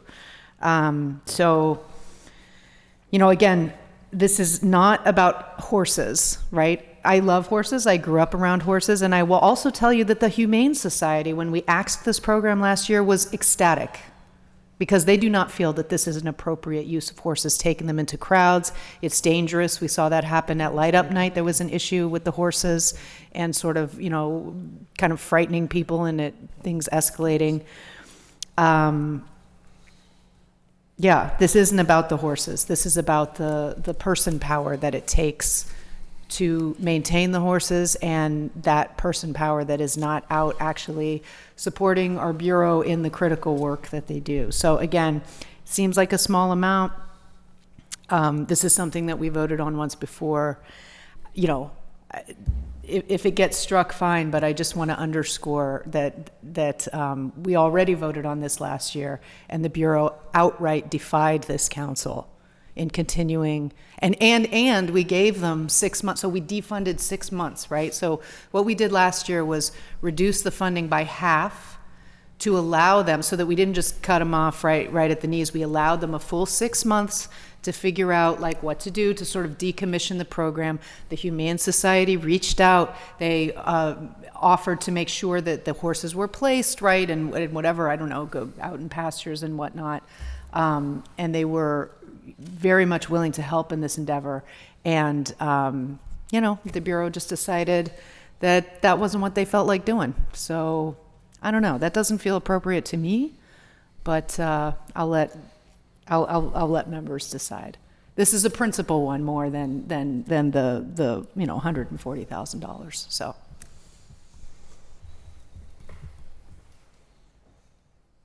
Sorry. Councilman Sharlin was next.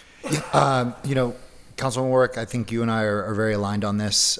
In principle, on a department or a bureau defying what this body says, I don't have. Goes for city planning too, by the way. Well, yes, I don't really have a lot of tolerance for that. And this was something I supported when we talked about it last year. Again, in our budget briefings, we heard differing accounts from the police and public works onto where the division of labor is for these horses. I couldn't agree more. I don't want an officer's full-time job to be managing the stable. I think that's something that either we find, again, you said stable hands. I don't know much about horses, but someone's got to manage that, and that shouldn't be the job of an officer. So I do want to make sure that is the case. But when, and the other part of public works, again, everyone here will laugh at me, but the defecation that happens on, when the horses are out, it is someone's job. It needs to be someone's job to clean up after them. And the police don't believe it's their job. Public Works doesn't believe it's their job.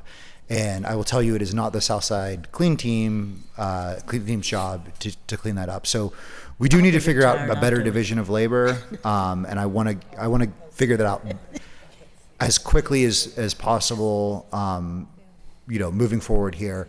But I very much agree. So, but I thank other members' support, because I think this has been helpful for us in their deployment, especially in busy times on East Carson Street. So thank you. Thank you. Any further discussion? Councilman Cargill? Thank you. So I'll take some responsibility for keeping them on. Director Schmidt and I, we talked in depth about this many a times. I know we voted to dismantle the unit. However, it was difficult to find what we're going to do with the horses that we do have, and who's going to take them and who wants their responsibility. County, they have a full unit, and I think there was some question as to the age of our unit as well. So it was not such an easy task to find. So we decided just to continue to pay for it out of our own budget. And also, Councilwoman Warwick, to your point as to we voted not to continue this. You've heard me speak of this before. We also signed off on, and this mayor signed off on, to sell the municipal courts building, which is 3 times the cost just in maintenance as what our mounted unit is. So I'm all for selling that thing. I'm all for getting it out of our hands. It rightfully shouldn't even be in our hands. We barely use it. It's the county's obligation right now. I'm calling on the county to either take responsibility of it or we sell it. There are viable buyers for that, and one of them could be, and I've explored it a little bit, is the parking authority. We could tear that building down and make a surface lot, and that'll generate income for the city of Pittsburgh. One of those many, many avenues I feel like we could have gone down, and we'll continue to go down, to raise our revenues. So yeah, I hope you're as passionate about selling them as which building that we voted down to. Sure. Because, yeah, good. Okay, so thank you. That's it, Mr. President. Thank you. So currently, there's a motion to approve on the table. There's a motion to strike on the table. Well, I actually don't know what the appropriate motion is. It would be, I believe it'd be a motion to strike. Motion to strike? Item number 10. Second. Motion to strike number 10, amendment number 10. Second. All those in favor say aye. Aye. No. Any opposed? No. Item number 10 has been stricken. That takes us to item number 11. Look, you got us money this Number 11 is to eliminate the seasonal labor allowance in the Department of Public Works Bureau of Operations. It is a $425,316 decrease in 2026 with a 5-year decrease of $2,261,239. Sponsored by Council President Lavelle and Council President Strasburger. Motion approved. Second. Any discussion? Councilman Woolbert? Yeah, so this is one where now that we have, secured the increase in revenue, I feel like our seasonal laborers, right, this is a very necessary part of our workforce. They do the clean and leans. I recognize that some members have said that program has not been what it should be in their districts. That I very much hope that the new administration is able to come in and rectify that. They also handle things, when we have storms in the summer and whatnot. So I would motion to strike this amendment. Second, brief discussion. It was seconded. Mm-hmm. So we do have discussion. Councilwoman Smith and then Councilman Wilson. I know Councilman Mosey wanted to chime in. I do want to say that I did start this program when it was, under the previous administration, and actually the new administration is bringing in Dan Gilman, and he was one of the co-sponsors who helped with it. So I think that he would probably know how it should be operating, and I bet he would do a great job. That's all. Councilman Wilson?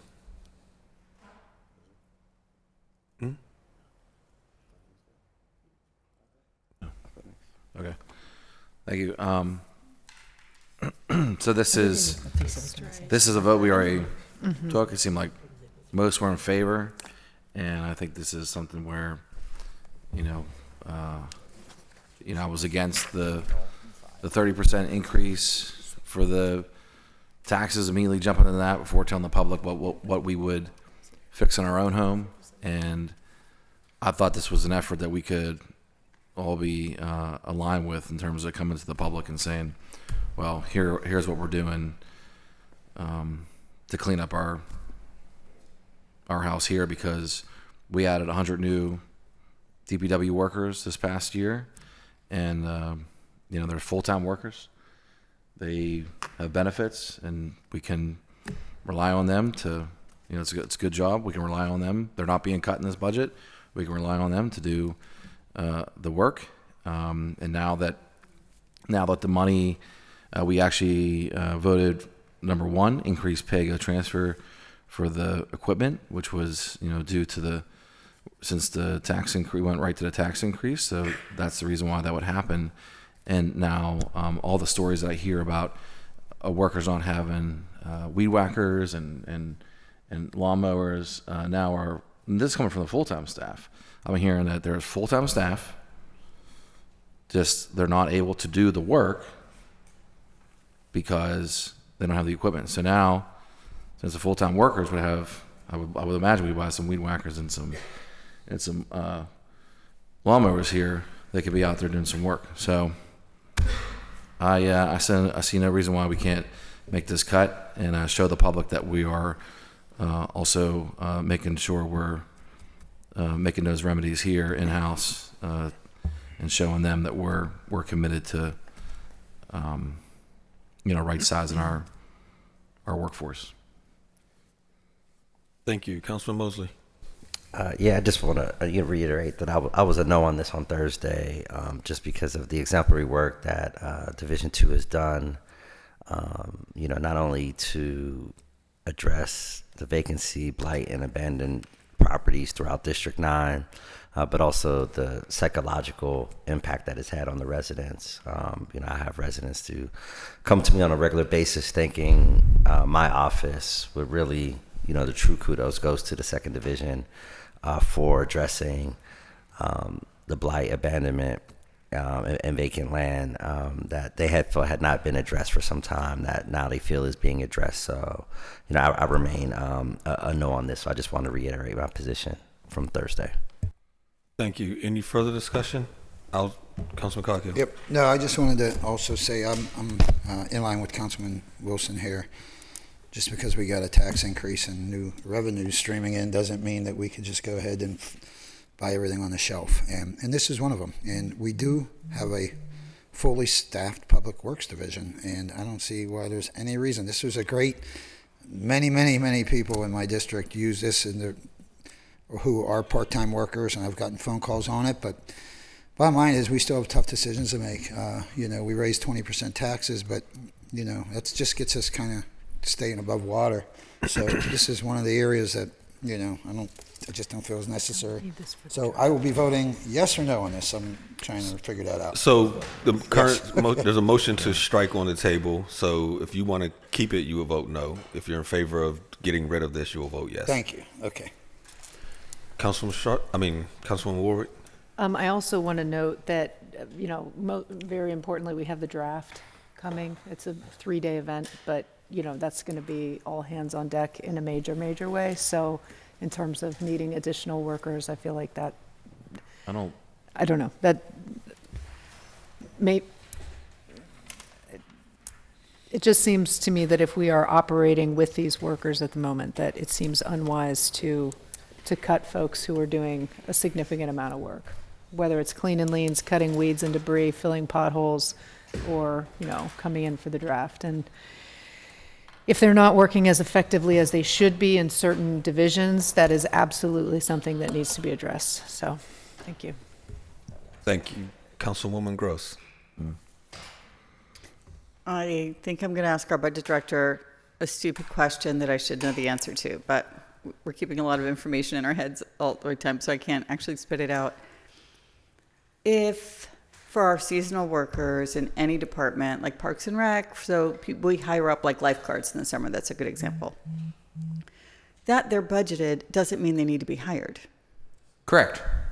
So if there's no use for these 15,000 hours, we talked about how many hours it was last week, which is a full-time equivalent of 7.5 employees, then they're just not called in. Correct. All right. So I feel comfortable budgeting for it. But, we still have the budget open for the next 5 weeks. Maybe we can find out a better sense of how, what are the workloads? Are we going to blow through 15 hours in those 3 days? 15,000 hours in those 3 days? I don't know. But so I think that's a really good question. So I'm comfortable just leaving it budgeted. And if we find that we don't need those kind of, they're called seasonal hours, but you can consider them like optional extra hours for the 2026 budget year. So I'll just leave it at that. I just wanted to clarify that. That we've budgeted for doesn't mean those checks automatically go out, and it's not either, and neither is it like keeping jobs or cutting jobs either, since they're just purely seasonal workers. Just for the camera, yeah. The budget director is nodding yes. That is all correct. Okay, thank you. That's all I have, Mr. Chair. I appreciate it. Thank you. So there's a motion to strike. It has been seconded. All those in favor say aye. Aye. No. No. No. No. Wait. You're an aye. 3 noes. Oh, budget to strike Yeah. the cut? This is the Aye, strike. I'm an aye. I'm an Okay. aye. No. It's confusing, you know, this time of year. Double negatives. Right. There were 3 noes, so the bill, so number 11 has been stricken. That takes us to number 12. You mean number 11 has not been stricken? It was stricken. There were Means 3 who they'll voted have not the to strike it. program. They'll have the program, yes. So the Councilman amendment to remove was stricken, but the program will stay. Yes. Have the program if they So we're not decide to gonna use cut. it, yeah. Got it. Double, triple Decide it's negatives. needed. Yeah.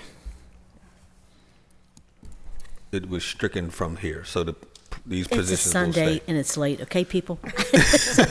Sorry. Number 12. Number 12 is to remove funding in the Bureau of Police for the Rockwell lease in 2026 only. It is a decrease of $425,390. Motion to approve. Second. Any discussion? Seeing none, all those in favor say aye. Aye. Any opposed? Number 12 has been approved. That takes us to number 13. Number 13 is to decrease funding in the Department of Innovation and Performance for computer devices. It is a $500,000 decrease in 2026 with a 5-year decrease of $2.5 million. Sponsored by Council President Lavelle and Councilor Strasburger. Motion to approve. Second. Discussion, Councilman Coghill? Yes, you know, when I came into office 8 years ago, I was floored by the amount of money that we spend in technology, and data, and software, and you name it, across the board. So I'm for upkeeping this strike, for not continuing it, and I'll ask you how I'm supposed to vote on this when the time comes, but, you know, so, yeah, I think if, thank you, that's right. Councilman I would like to still get rid of it myself, yes, but I'll let other members speak. Yeah, okay, thank you. Thank you. Any further discussion, Councilman Wilson? We're on 12. 13.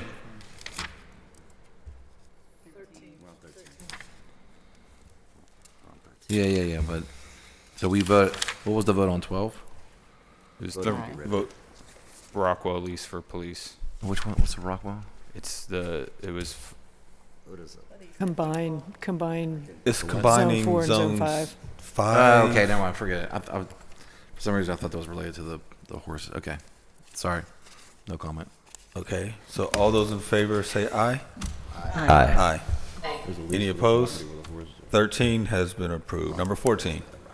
Number 14 is reduced fundings for training and conference sponsorships in the Office of Management and Budget. It is a $42,750 decrease in 2026 with a 5-year decrease of $93,750. Sponsored by Council President Lavelle and Councilor Strasburger. Motion to approve? Second. Any discussion? Seeing none, all those in favor say aye. Aye. Aye. Any opposed? 14 has been approved. Number 15. Number 15 is reduced funding for cleaning, landscaping, and litter can sensors in the Department of Public Works Bureau of Operations. It is a $255,000 decrease in 2026 with a 5-year decrease of $1,275,000. Sponsored by Council President Lavelle and Councilor Strasburger. Motion approved. Second. Any discussion? Discussion. Councilwoman Just Woolman? as a reminder, so this was like a contract that we don't need anymore, is that right? There's Yeah. a handful of contracts that DPW does not use anymore. Got it. Okay, yes. All right, thank you. Any further discussion? Seeing none, all those in favor say aye. Aye. Any opposed? 15 has been approved. Number 16. Number 16 is to swap out one associate project manager for one project manager in the Department of Public Works Bureau of Facilities. It is a $10,850 increase in 2026 with a 5-year increase of $57,064. Sponsored by Councilperson Warwick. Motion to approve? Second. Any discussion? Seeing none, all those in favor say aye. Aye. Any opposed? Number 16 has been approved. Number 17. Number 17 is to add one transportation demand management coordinator with funding beginning in March of 2026 to cover costs once the grant expires in the Department of Mobility and Infrastructure. It is an increase of $69,475 in 2026 with a 5-year increase of $425,829. Sponsored by Councilperson Warwick. Motion to approve, discussion. With discussion? Yeah, so I wanted to clarify on this. So we have a choice, right, to make, and I am sort of leaning one way, but not, so there is a CMAQ grant, that's Congestion Mitigation and Air Quality Improvement Program, right? We have, I hope I explained this correctly, we have an employee who is employed on that grant, right? However, the funding specifically for their role runs out in March, so we have a choice. But there is some remaining funds on the grant, right? So we have a choice. Either we can fund that role using the funds that remain on the grant, but that means less programming, right? That means less of the work being done with the grant money, right? Or we can do this, which is to fund them out of the, right? Is to fund them separately. Does that make sense? So there's the grant. We can that money could be used for, whatever with the additional work, or it can be used to continue to fund the position. So for me, I'm more inclined for the work. I'm like, the point of the grant is to do the work, right? Like the ultimate point of the grant is to improve the, congestion mitigation. It's basically, the idea is to like reduce the amount of traffic in the city of Pittsburgh. But I will leave it up to members on a yes or no, and happy to answer any questions I can. I got as much info as I could from the department, so.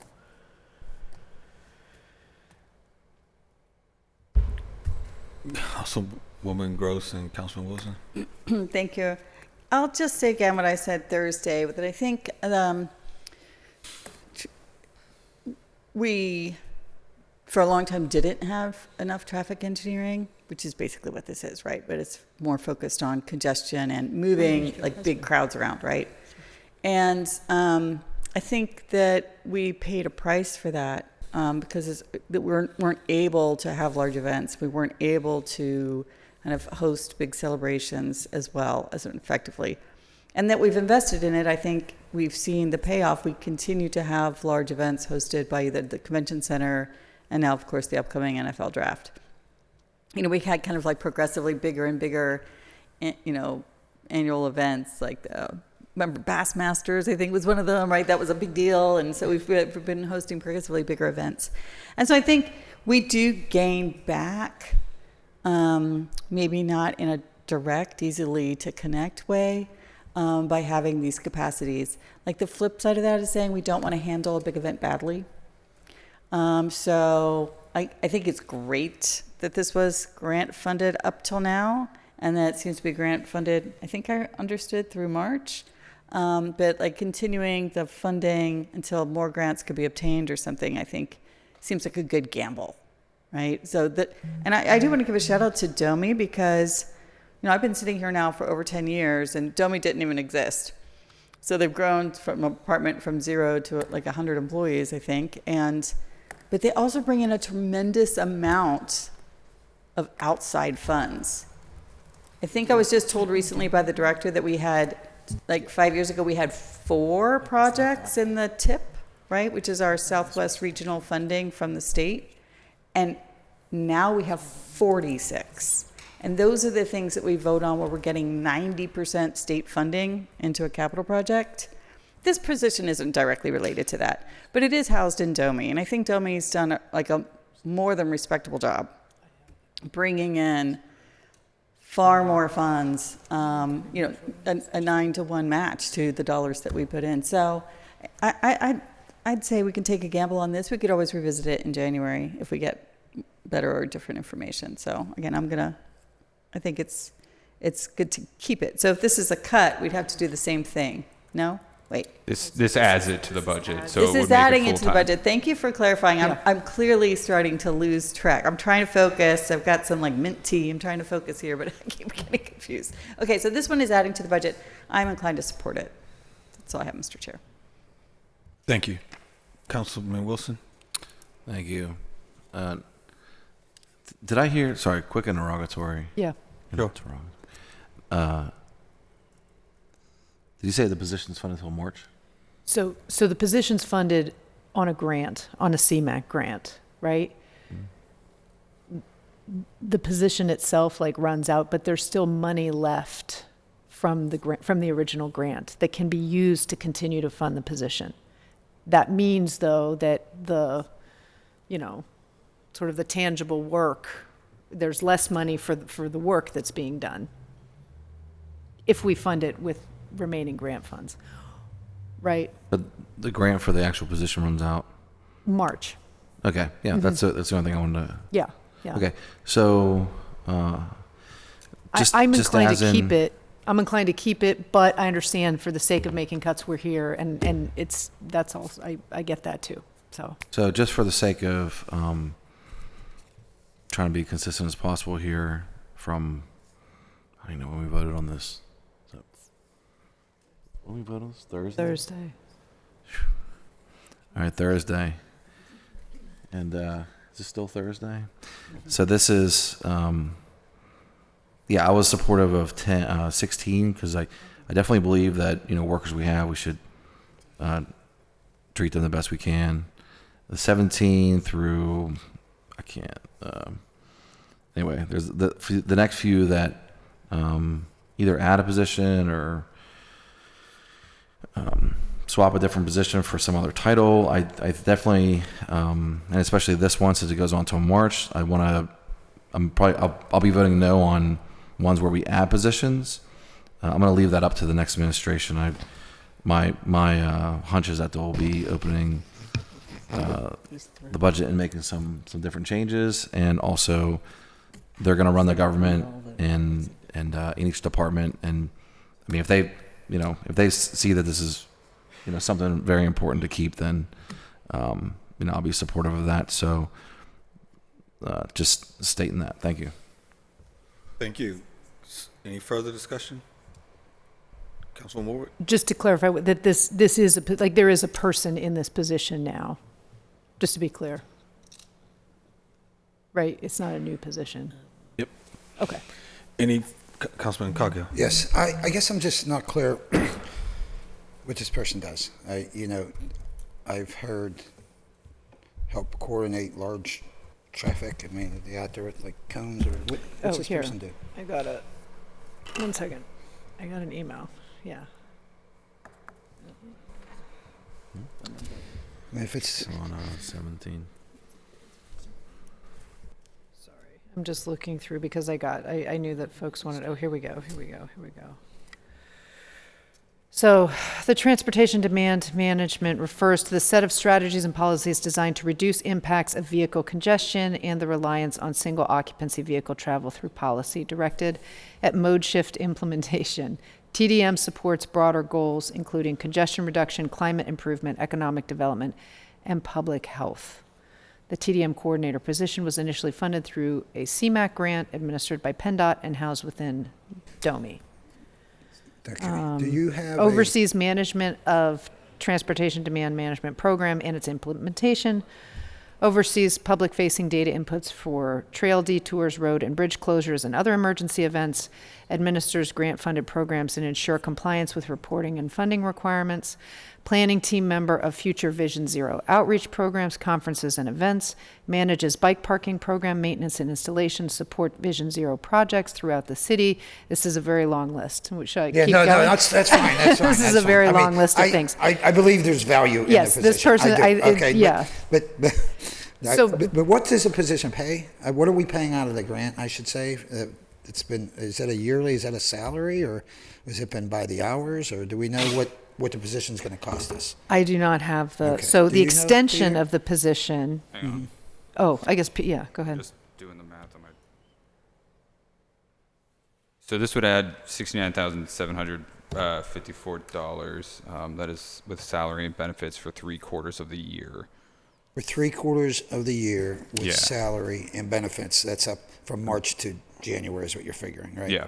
So it's, what, $100,000 then, I guess, as far as annually, if we decide to keep this position? A little over $100,000? I mean, it would add to the, you want to know what their total. I'd like to know if we, Yeah, with the benefits, what it would cost us annually. That's what I'd like to know. Not just from March to January. If we decide to keep this person moving forward for years to come, what's It'd be about 93,000. $93,000? Yeah. They make about 92, Uh, including benefits. Yeah. Okay, and the person that's in this position is a city employee currently, correct? Okay, so it was somebody that we moved, was a city employee before this position was created. That I don't know.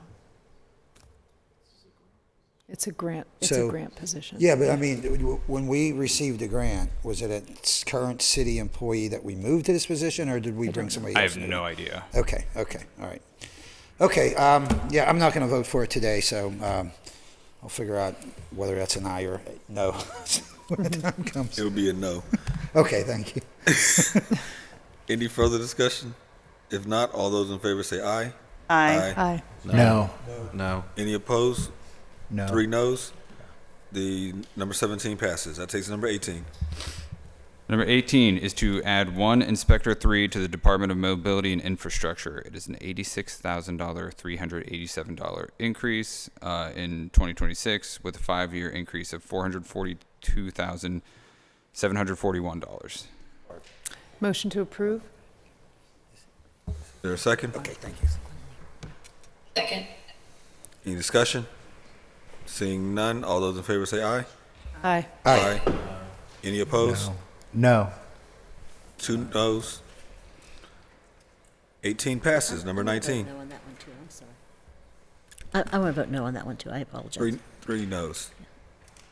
18. Sorry, 19. 19 is to add 1 Operations Coordinator in the Department of Public Works Bureau of Administration. It's an $86,387 increase in 2026 with a 5-year increase of $442,741, sponsored by Councilperson Warwick. Motion to approve, discussion? Second. Discussion, Councilman Ward? Okay, so this one, so again, this is just to reiterate for folks, this is one that I created, right? This was no request, right? But we had a post agenda about litter. We had the, we had our DPW team, our environmental services team, the Clean Pittsburgh Commission, and the sort of the consensus among all those folks was that in order to get a handle on the litter situation in the city of Pittsburgh, that we need someone who's dedicated to managing that. And that person also would, run the Clean Pittsburgh Commission, would help coordinate our nonprofit partners, would help, all things around cleaning up Pittsburgh. So again, I recognize the desire to let the incoming administration make these decisions. I just, when we as council have these kinds of conversations and we get this kind of advice from the folks doing the work, and these are issues that are important to us, it is important, I think, for us to act on their recommendations, and so that's what this is. Any further discussion? Councilwoman Smith, Councilman Coghill, then Councilman Wilson. Just briefly, I do want to be supportive of this, but I do think that we had a huge increase in DPW's budget overall last year. What was the total percentage that went up last year? And because they're doing less work. I mean, a lot of it went to DOMI. They're not paving roads anymore. That's DOMI. They're not putting in speed bumps or anything of that kind of stuff. That's DOMI. You mean an increase from 24 to 25? Is that what it was? I don't. You tell No. me. What are you asking?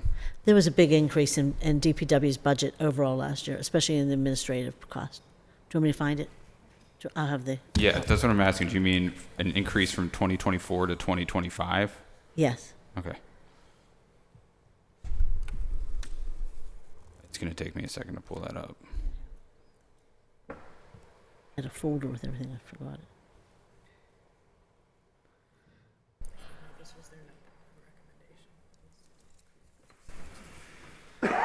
I'm not supportive. I want to make sure that we're keeping an eye on the cost that's escalating the Bureau in a department that's doing less. The Bureau of Administration in 2024 was budgeted for $16,250,000. in 24. In 25, it was decreased to 12,345,000. No, so in the operation stuff, I have a line item, I'll find it, and it said it went up like 36%, and for the administrative cost for Sorry, DPW. I pulled up the wrong department. I'm rushing myself. Okay.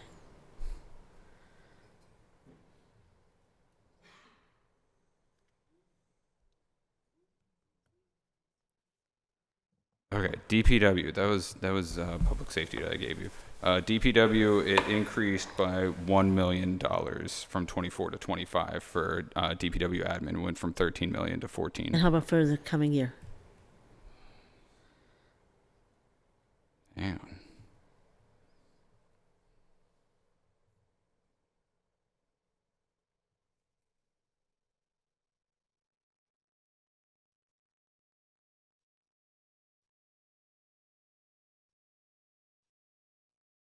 The Bureau of Administration for DPW went from 14 million in 25 to 19 million in 26.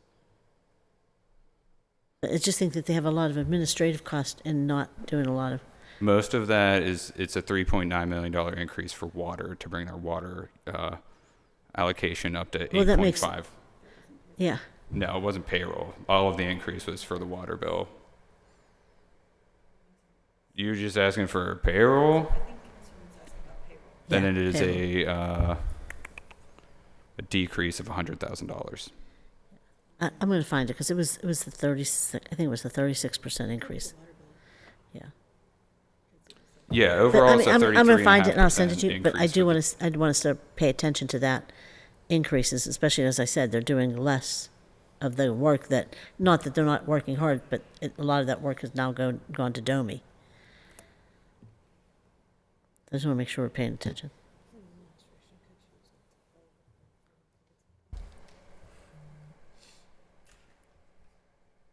Councilwoman Smith. Okay, that's it for me. Okay. I'm sorry. Councilman Coghill. Thank you, I'm fine. Mr. President. This too, I don't see this as a necessary position. I really don't. I mean, you know, I'm all about litter, picking it up, cleaning up my district. I could tell you, I don't need that person because I know where every illegal dumping site is. I know where every trash thrown area is, and we clean them up on a regular basis. So what Public Works has been bolstered up over the past 4 years, as we know. This is a Public Works position. I don't feel a new hire, somebody to tell us how to get trash. Unless this person's carrying a bucket, a broom, and a dustpan, then I'm not interested in hiring it. So thank you. Any further discussion? If not, all those in favor say aye. Aye. Aye. Aye. No. I mean, no, sorry. 2 noes. 19 passes. No, I'm going to vote no, too. 3 noes. 19 passes. Number 20. Number 20 is to swap out 1 program specialist for 1 operational performance analyst in the Department of Public Works Bureau of Administration. It is a $36,453 increase in 2026 with a 5-year impact of $190,267 increase, sponsored by Councilperson Warwick. Motion to approve? Second. Any discussion? Seeing none, all those in favor say aye. Aye. Aye. No. Aye. Aye. No, this is 20, right? This is No. number 20. Yeah, no. No, I'm a no. 2 noes. Number 20 has been approved. Number 21. Number 21 is to correct the 2026 first-year lifeguard allocation. It is a $169,000 decrease in 2026, sponsored by Councilperson Strasburger. Motion approved. Second. Any discussion? Seeing none, all those in favor say aye. Aye. Any opposed? 21 has been approved. Number 22. Number 22 is to move the 311 team from the Office Management budget to the Department of Innovation and Performance. It is budget neutral in 2026 and throughout all 5 years of the forecast, sponsored by Councilperson Strasburger. Motion to approve. Second. Any discussion? Seeing none, Wait, all can you those just in tell me, where favor are they say moving aye. it to? IMP, from To OMP to IMP, IMP. back to IMP. Okay. Thank you. I apologize. And all those in favor say aye. Aye. Any opposed? Oh, I didn't see the word. Number 22 has been approved. Number 23. Number 23 is to move the Office of Equal Protection to the Department of Law. It is a budget neutral move in 2026 and throughout the 5-year forecast, sponsored by Councilperson Strasburger. Motion to approve? Second. Any discussion? Seeing none, all those in favor say aye. Aye. Any opposed? Number 23 has been approved. Number 24. Number 24 is to eliminate the Chief Economic Development Officer position in the Office of Management and Budget. It is a $155,914 decrease in 2026, with a 5-year decrease of $797,377. Sponsored by Councilperson Strasburger. Motion to approve? Second discussion. Discussion? So, am I to understand that 2022 and we're down to 24 now, and then until 30 have been due to communication from the new administration? Correct. Okay, thanks. Councilwoman Gross? I was just going to ask the same thing. So these were not on Thursday's agenda. No, these are suggested amendments from the incoming administration, but a member had to sponsor them. Right, because usually that happens in January. But It is their intent to also reopen the budget. Actually, it's still open in January, so it wouldn't be reopening it.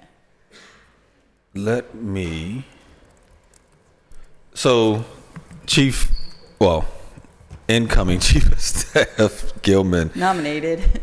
did send me a message that he did want to convey, and I apologize. I probably should have done it at the beginning. I was going to do it specifically when we got to the actual mayor's line item, which I think is number 27.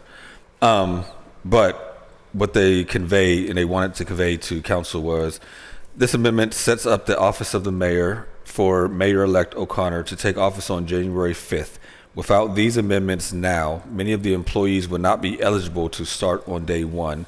This budget reflects a reduction in the budget compared to the mayor's office in 2025, including a reduction in the number of budgeted positions in the mayor's office by 11 positions compared to 2025.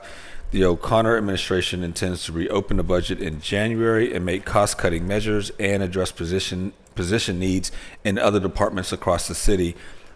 But by the current council process is not able to complete those efforts during this budget process. The O'Connor administration is committed to budget transparency, cost-saving measures, investment in key government services, and working collaboratively with all of council on these efforts in January 2026.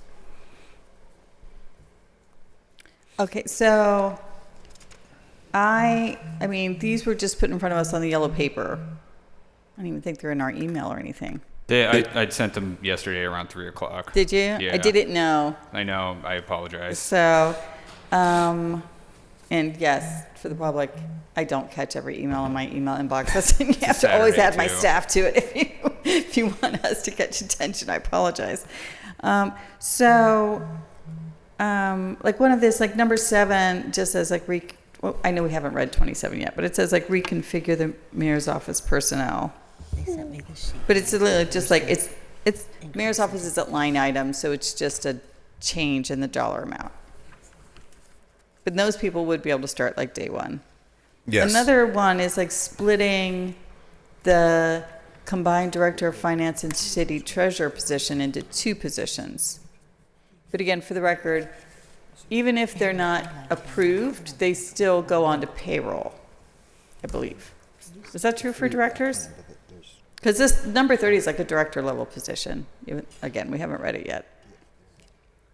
When a mayor nominates a director of a department, they do actually go on payroll, yes? Budget director? I believe so. I'm not a personnel. We're not sure? I mean, I'm pretty sure that's how it's been in the past. So even if council votes no, then they would just like go off payroll. But they do go on payroll even after when they're not just nominated. That's definitely how it was for Director Bay in city planning. So if we can use that as an example, that sounds right. Yeah. I don't know if any other members have experience with that. I don't remember. So Chief Economic Development Officer, moving the Office of Equal Protection doesn't really add positions. We already just approved moving the 311 team. So there's a lot of that is budget neutral. Is there, Director, since there's 7 items, maybe 8 or 9, that are kind of just like brand new to us, like right this second. Can you give us, did you do the arithmetic? Is it significantly adding? So because the mayor's office, many of the positions were eliminated from the 25 budget into the 26 budget, it is an increase, specifically in the mayor's office by $1.7 million. And the total salary, this should be in your packet. I don't know that you care about that though, but it would come to about. What packet? I where? know. It's a buried deep in our yellow. Okay. Is All the right. list for the mayor's office new structure, Got it. all the positions. Got it. So you're saying that what I heard is that it's not actually an increase over the 2025 current budget, but it is an increase over the proposed 2026 budget. Absolutely. Since the 2026 budget had really decreased the mayor's office. But that's not all 9. The other 8 proposals aren't about the mayor's office. So No. I wasn't asking specifically about the mayor's office. That's why I'm able to give you that one. Let me see if I can quantify that real quick for you. It is an increase overall, though.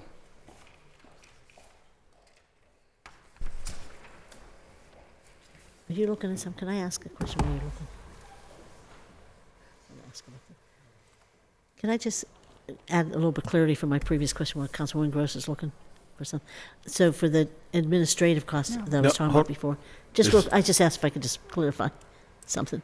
Councilwoman Gross has the floor. Yeah, no, I thought she was still looking for something. I apologize. No, I'm not looking for something. I asked Pete a question. Oh, I'm sorry. Okay. Go ahead. I'm sorry. After that, I want to say something. So again, just while he's looking, some of these items are, we can see that they're budget neutral. I also see one that is negative 641,000, but maybe that's the 5-year.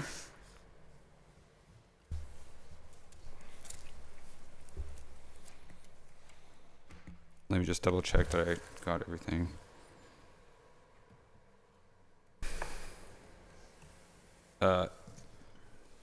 I have Kirsten just pinged me that it's an additional $9 million over the 5-year forecast. What about 1 year?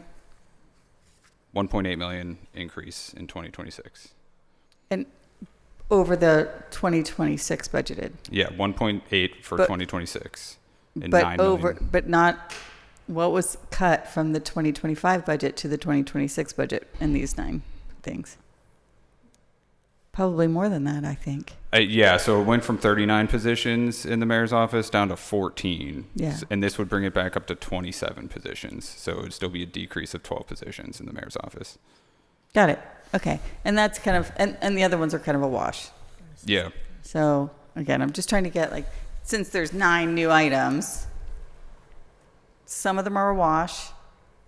Some of them add back funds that were allocated in 2025. But it looks like it's increased over the 2026 proposal. I think I understand it. Yep. Okay. All right. I'm following along. Thank you, Mr. Chair. Thank you. I'll wait till it's over. Okay. Any further discussion? If not, all those in favor say Mr. aye. President? Oh, sorry. No, that's okay. I don't have the exact figures here, but I believe that the incoming mayor administration's staff did the calculations, and it was roughly a $2 million decrease. These proposed amendments was roughly a $2 million decrease from the 2025 budget. Right. Thank you. So I'm just going to pretend like I'm still taking. So thank you, Councilwoman. That was kind of my point. So rather than comparing it to the 2026 budget proposal, if we compare it to the current 2025 budget for those positions, it is actually net lower. Yes. That's what I heard. Okay. I appreciate it. Any further discussion? Seeing none, all those in favor say aye. Aye. Any opposed? Item 24 has been approved. Item 25. 25 is to move the Chief Operating Officer out of the Office of Management and Budget and into the Mayor's Office. This is a budget-neutral move in 26 and throughout the entire 5-year forecast, sponsored by Councilperson Strasburger. Motion to approve. Second. Any discussion? Seeing none, all those in favor say aye. Aye. Any opposed? 25 has been approved. Number 26.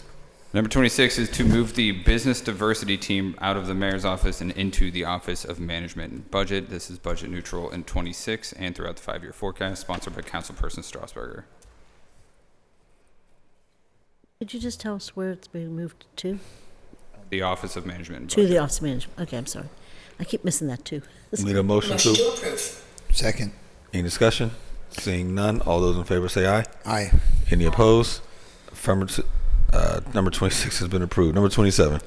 Number 27 is to reconfigure the mayor's office through position swaps and creation of new positions. It is an increase in 2026 of $1,705,621 and a 5-year increase of $8,185,309. Sponsored by Councilperson Strasburger.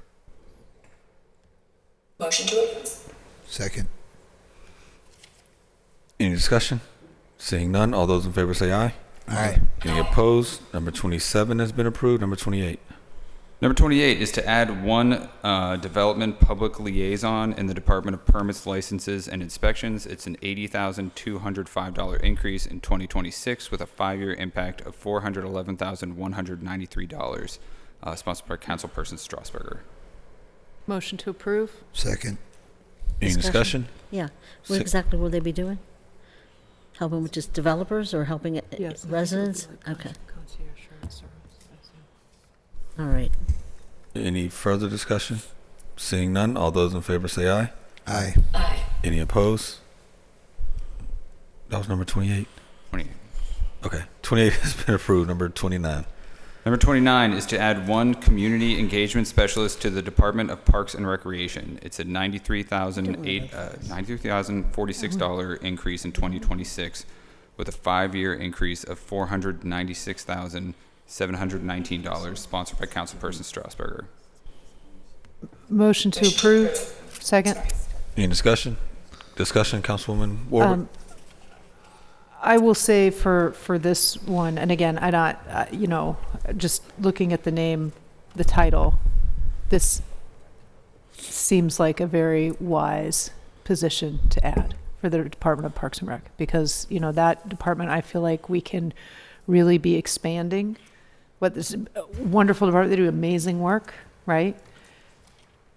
I know that there's been a change coming in, but I think that making sure that this department is deeply embedded in our communities, in all of our communities, is important. So just from the title alone, I find this to be a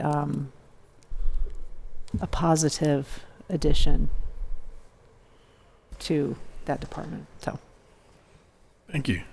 Any further discussion? Seeing none, all those in favor say aye. Aye. Any opposed? 29 has been approved. Number 30. Number 30 is to split the Director of Finance and the City Treasurer positions into 2 separate positions, one Director of Finance and one City Treasurer. It is a $159,007 increase in 2026 with a 5-year increase of $813,796 over the 5-year plan, sponsored by Councilperson Strasburger. Motion to approve. Second. Any discussion? Seeing discussion. Councilwoman Warwick. just interrogatory, Councilwoman, do we have, just to understand, because I know it's sort of traditionally been 2 and 1, if we have any insight into why, the rationale for this one? I do. I'm sorry. No. I didn't know who that was directed to. Go ahead, Councilwoman. Sorry. I don't have any clarity either on the rationale. I know that there has been a precedent for these 2 positions being 2 positions rather than 1 in the past. Oh, there has in the past. Okay. All right. I do want to say, just with these, it feels a little weird. I'll say this, right, from my perspective. It feels weird to be doing this, right? It feels very weird to be sort of doing this like preemptively. However, I do think that, and again, this is me personally, right? Like as a gesture of, look, this is an incoming administration. At the end of the day, we are all here to make this city work. And if this is something that makes the incoming administration feel like they will be able to hit the ground running, and we know that these are likely changes that they would make in the first 2 or 3 weeks of their administration anyway, right? Like these are changes that we would be seeing anyway. If it's sort of like a favor that we can do, at least that's how I see it from my perspective. I'm not speaking for anybody else, but so that is why it feels very weird, but I am supportive of all these amendments. Yeah. Sorry, when I say it feels weird doing things for an administration that is not yet in office. That feels uncomfortable to me. To people that are still here. It feels uncomfortable to me, but I am supportive because of, if it adds 3 weeks to their ability to get moving, I'll leave it at that. Thank you.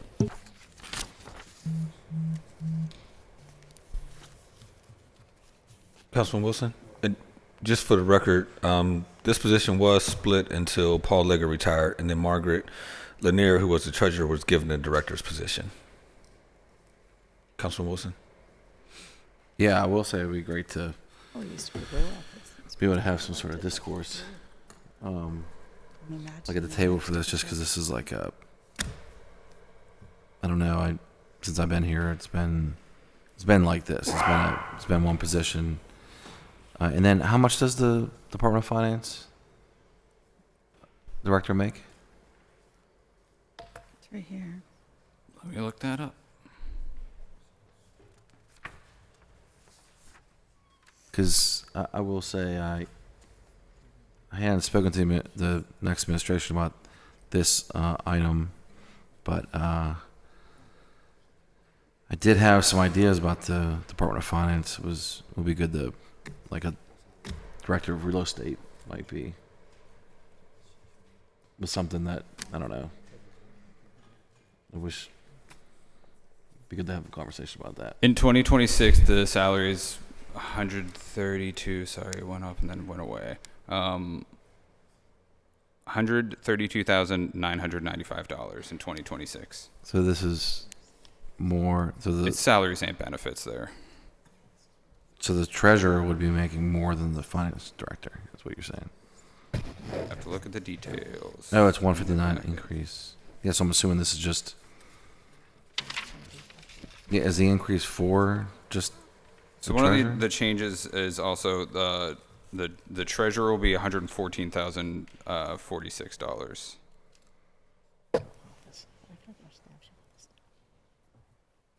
$114,46. Okay, and then the other one is to bump up the finance. Yep. And that would make them equal. No, the difference, because the position is, so one of the differences is they were both fully funded out of the general fund now. Currently, that position was 85% funded out of the general fund, and 15% was out of the 3 taxing bodies trust fund. The director will be paid at the standard director level, as most of the other directors are paid at, and the treasurer is at more of an assistant director level. Oh. Who's being paid at assistant director level? The treasurer. Okay, I just don't know much about it. So, Councilman Gross? Thank you. So it sounds like the Director of Finance would still be a mayoral appointee, which would need a council vote. If the treasurer is at a salary level of an assistant director, is the treasurer proposed to be a not director level without city council approval? It just feels, again, this is one of the things that feels so strange. Like, this feels really blind. It's like the council person who sponsored these bills can't really speak to them because she's just received them from an incoming administration, but the incoming administration isn't here to like speak to them. And so it's like we have blindfolds on, which is, a little unusual. So no one can answer that. There's no one that can answer that question. I do not know if the treasurer requires approval by council.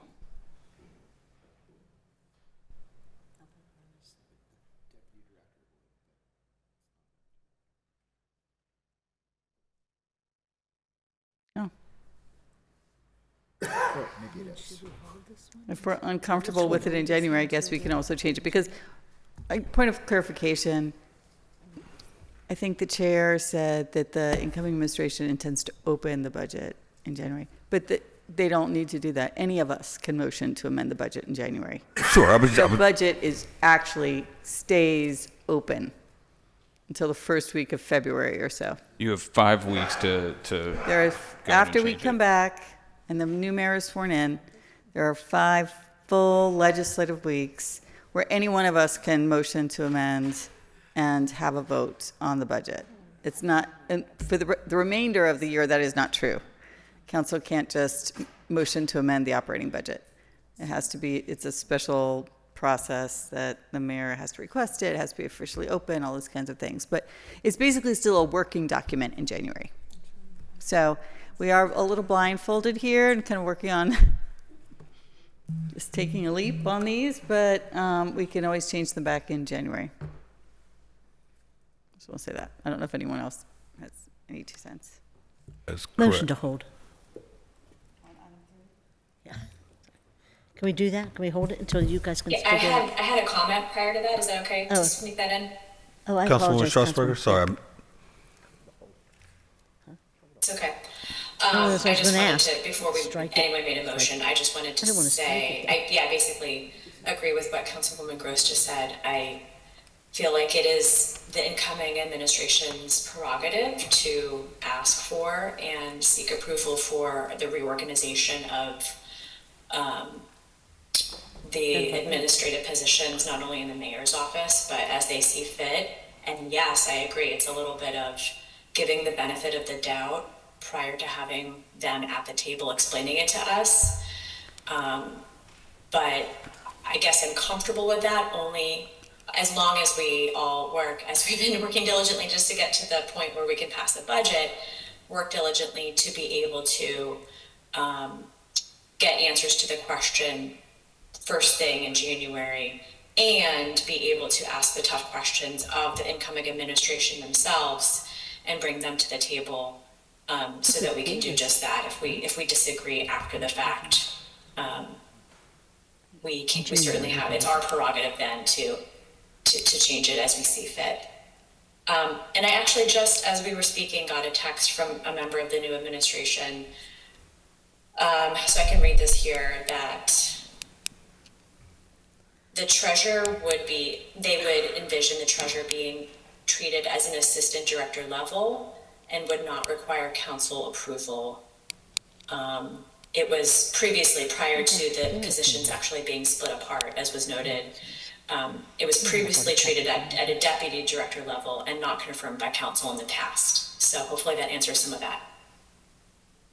Thank you, Mr. Chair. Thank you, Councilwoman Smith. Yeah, thank you.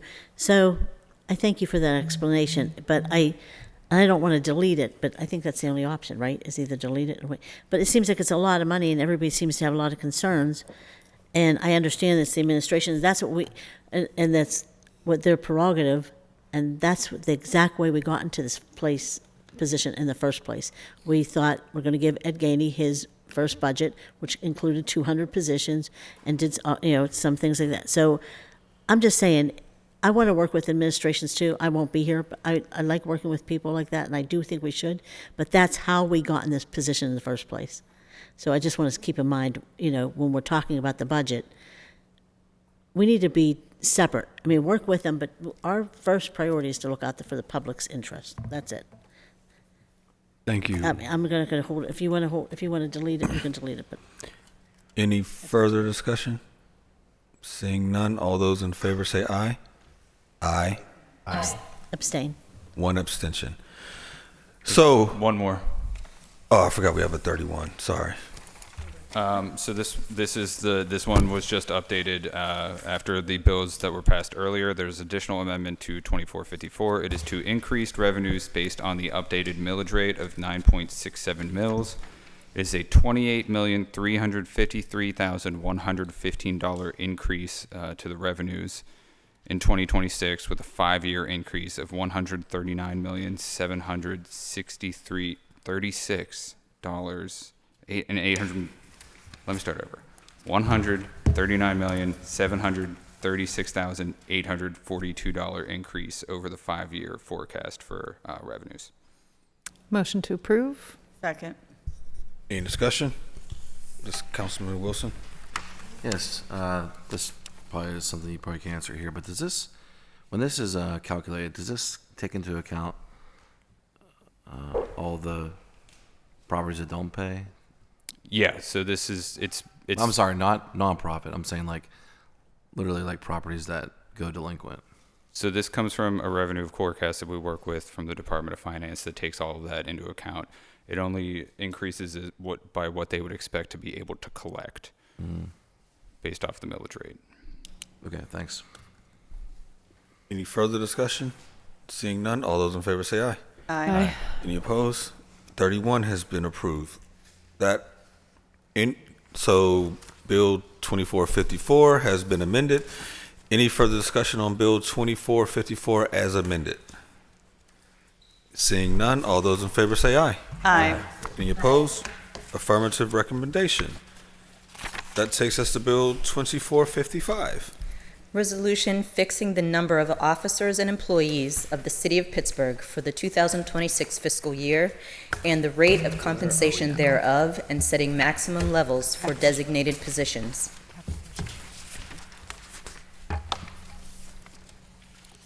Need a motion? Motion to approve. Sorry. Any I hate discussion? What am I looking at now? 2455. Okay. Thank you. Sorry. Oh, oops, no, not capital. Okay.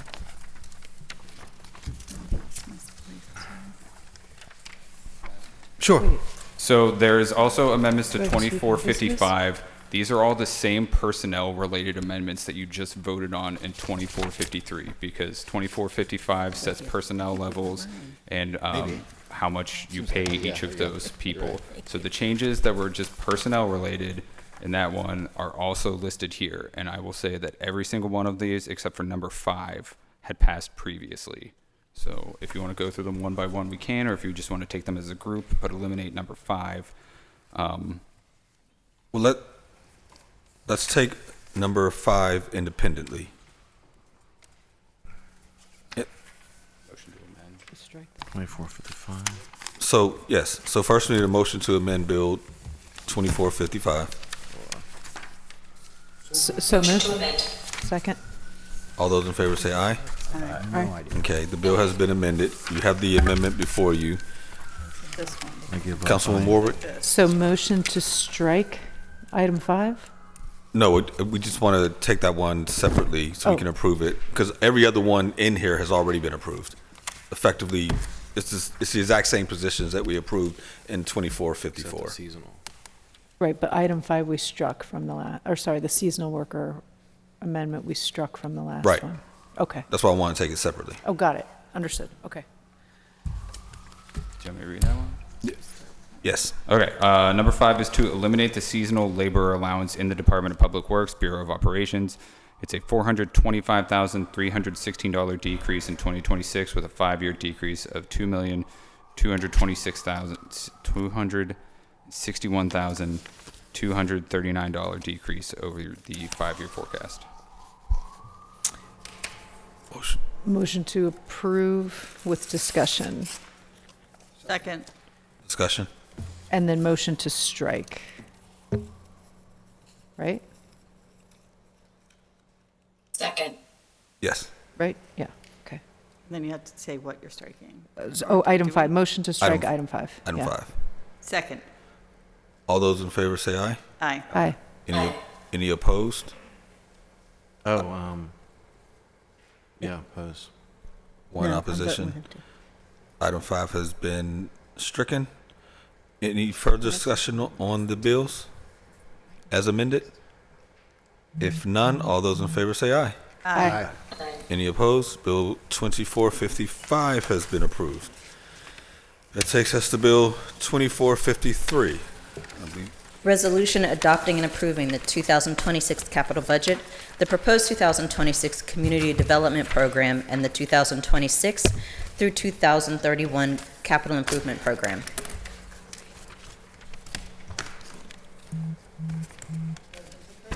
Motion to approve. Second. Second, we also have amendments to Bill 2453, which are also in front of members. These were also all preliminary approved on Thursday. Sorry, it's getting late. So can I have a motion to amend? Second. All in favor say aye. Aye. Any opposed? Any discussion on the bill as amended? If none, all those in favor say aye. Aye. Any opposed? Bill 2453 has been approved. Bill 2456. Resolution authorizing City Council to approve intra-departmental transfers throughout the 2026 fiscal year. Motion to approve. Second. Any discussion? Seeing none, all those in favor say aye. Aye. Any opposed? Bill 2456 has been approved. Bill 2451. Resolution authorizing the City of Pittsburgh to participate in applicable cooperative purchasing agreements for goods, materials, equipment, supplies, services, or construction as authorized by the Commonwealth Procurement Code and the Pennsylvania Intergovernmental Cooperation Law for the 2026 fiscal year. Motion to approve. Second. Any discussion? Seeing none, all those in favor say aye. Aye. Aye. Any opposed? Affirmative recommendation on Bill 2451. Bill 2452.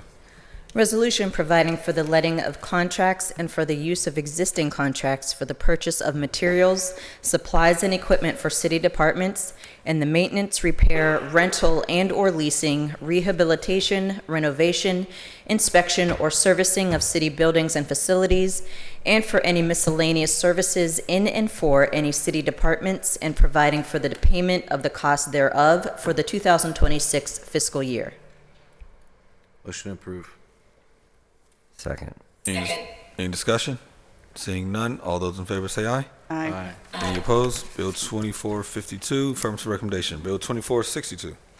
Resolution authorizing all city departments in conjunction with the Department of Finance to enter on behalf of the City of Pittsburgh into a facilities usage agreement or agreements during the 2026 calendar year for the purpose of permitting groups to rent city-owned facilities for recreational and community-focused activities in individual amounts not to exceed $10,000. Motion to approve. Second. Any discussion? Seeing none, all those in favor say aye. Aye. Any opposed? Affirmative recommendation on Bill 2462. That takes us Bill 2460. Resolution authorizing the city controller to accept updated financial system account strings and pay invoices for those contracts whose funding sources shifted from the Office of the Mayor into the Office of Equal Protection in the 2026 operating budget and 5-year plan.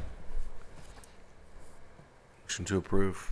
Second with discussion. Discussion? I don't understand what this is.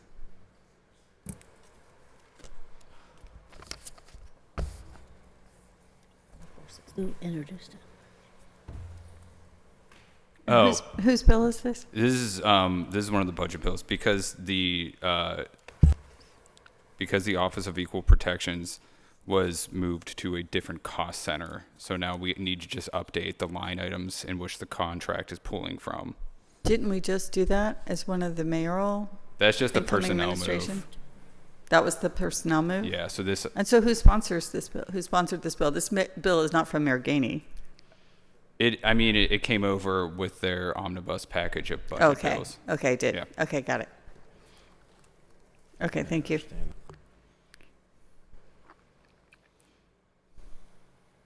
Okay. Any further discussion? Seeing none, all those in favor say aye. Aye. Any opposed? Affirmative recommendation on Bill 2460. Bill 2459. Resolution authorizing the mayor and the director of the Office of Management and Budget to enter into an agreement or agreements with the Urban Redevelopment Authority of Pittsburgh for the administration of certain 2026 PAYGO-funded projects and programs and providing for the payment of the cost thereof, not to exceed $675,000. Motion approved. Second. Second. Any discussion? Councilwoman Gross? Thank you. Similarly, I think I'm just getting, it's hard to track between the line item amendments we just made and these text amendments. So this one still says neighborhood business district support at 100,000. We wouldn't want to vote that through, would we? We would need to. So this is an excellent catch. Thank you. We have. So did I just actually catch something that was important? Yeah, but we already have. I thought I was just confused. We have the amendment prepared because I didn't want to put that one like that's putting the cart before the horse a little bit. That once all the capital amendments were made, this one would also need to be amended. If you want to make that now, you would just make a verbal amendment to make that 1 million. 1,100,000. 1,100,000. So, if I may, I walk you through. Yes, please. You want to update it so that the total cost. 1,575,000. 1,675,000. That's the total cost. So it's 500 for personnel. Okay, got it. I think 575 for personnel and 100 for small, and then increase the neighborhood business development by 1 million. Okay, Madam Clerk, motion to amend, voice amendment. Yes. Is there a second? Second. Madam Clerk, I motion, may I amend 2025-2459 to read in the first paragraph a total of, did I say that number right? 2459? Yeah. For the payment cost thereof not to exceed $1,675,000. And also in section 1 at the last sentence, not to exceed $1,675,000 and 0 cents.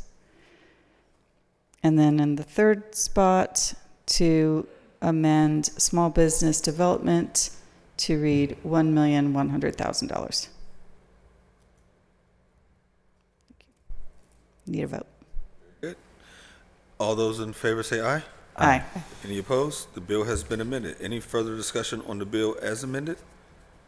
Seeing none, all those in favor say aye. Aye. Any opposed? Affirmative recommendation on Bill 2459.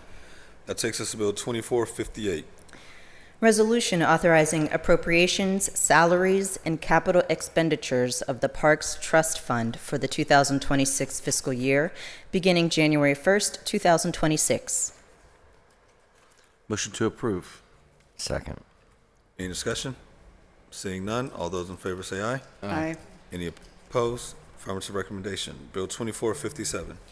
Resolution authorizing appropriations and salaries of the Stop the Violence Fund for the 2026 fiscal year, beginning January 1st, 2026. Motion to approve. Discussion. Second. Discussion, Councilman? Are there any changes needed? No. Okay. Any further discussion? Seeing none, all those in favor say aye. Aye. Any opposed? Affirmative recommendation. That exhausts our agenda. We do have meeting announcements. This afternoon, council will hold a special regular meeting. Speaker registration will close at 12 p.m. It does say 10 million. Tomorrow, Monday, December 22nd, council will hold our regular and standing committee meeting at 10 a.m. and 1:30 respectively. Speaker registration will close at 9 a.m. To register to speak, please fill out the sign-up form on the council meeting webpage or call the clerk's office at 412-255-2138. With that, Councilwoman Smith. I just wanted to clarify before, I apologize, Councilman Gross, when I interrupted you, I thought you were looking for something. But for my question about the increase in Public Works Administration, it was from 24 to 26, it went up $5 million. So it's a $5 million increase. So I just wanted to know if you could get us some clarity on what that was. I don't need it right now. I can tell you that 4 million of it was for water. The water bill. So that's under the administrative cost? Yeah. Okay, all right, thank you. Any further discussion? If not, motion to adjourn. So move. Second. All in favor, say aye. Aye. We are adjourned.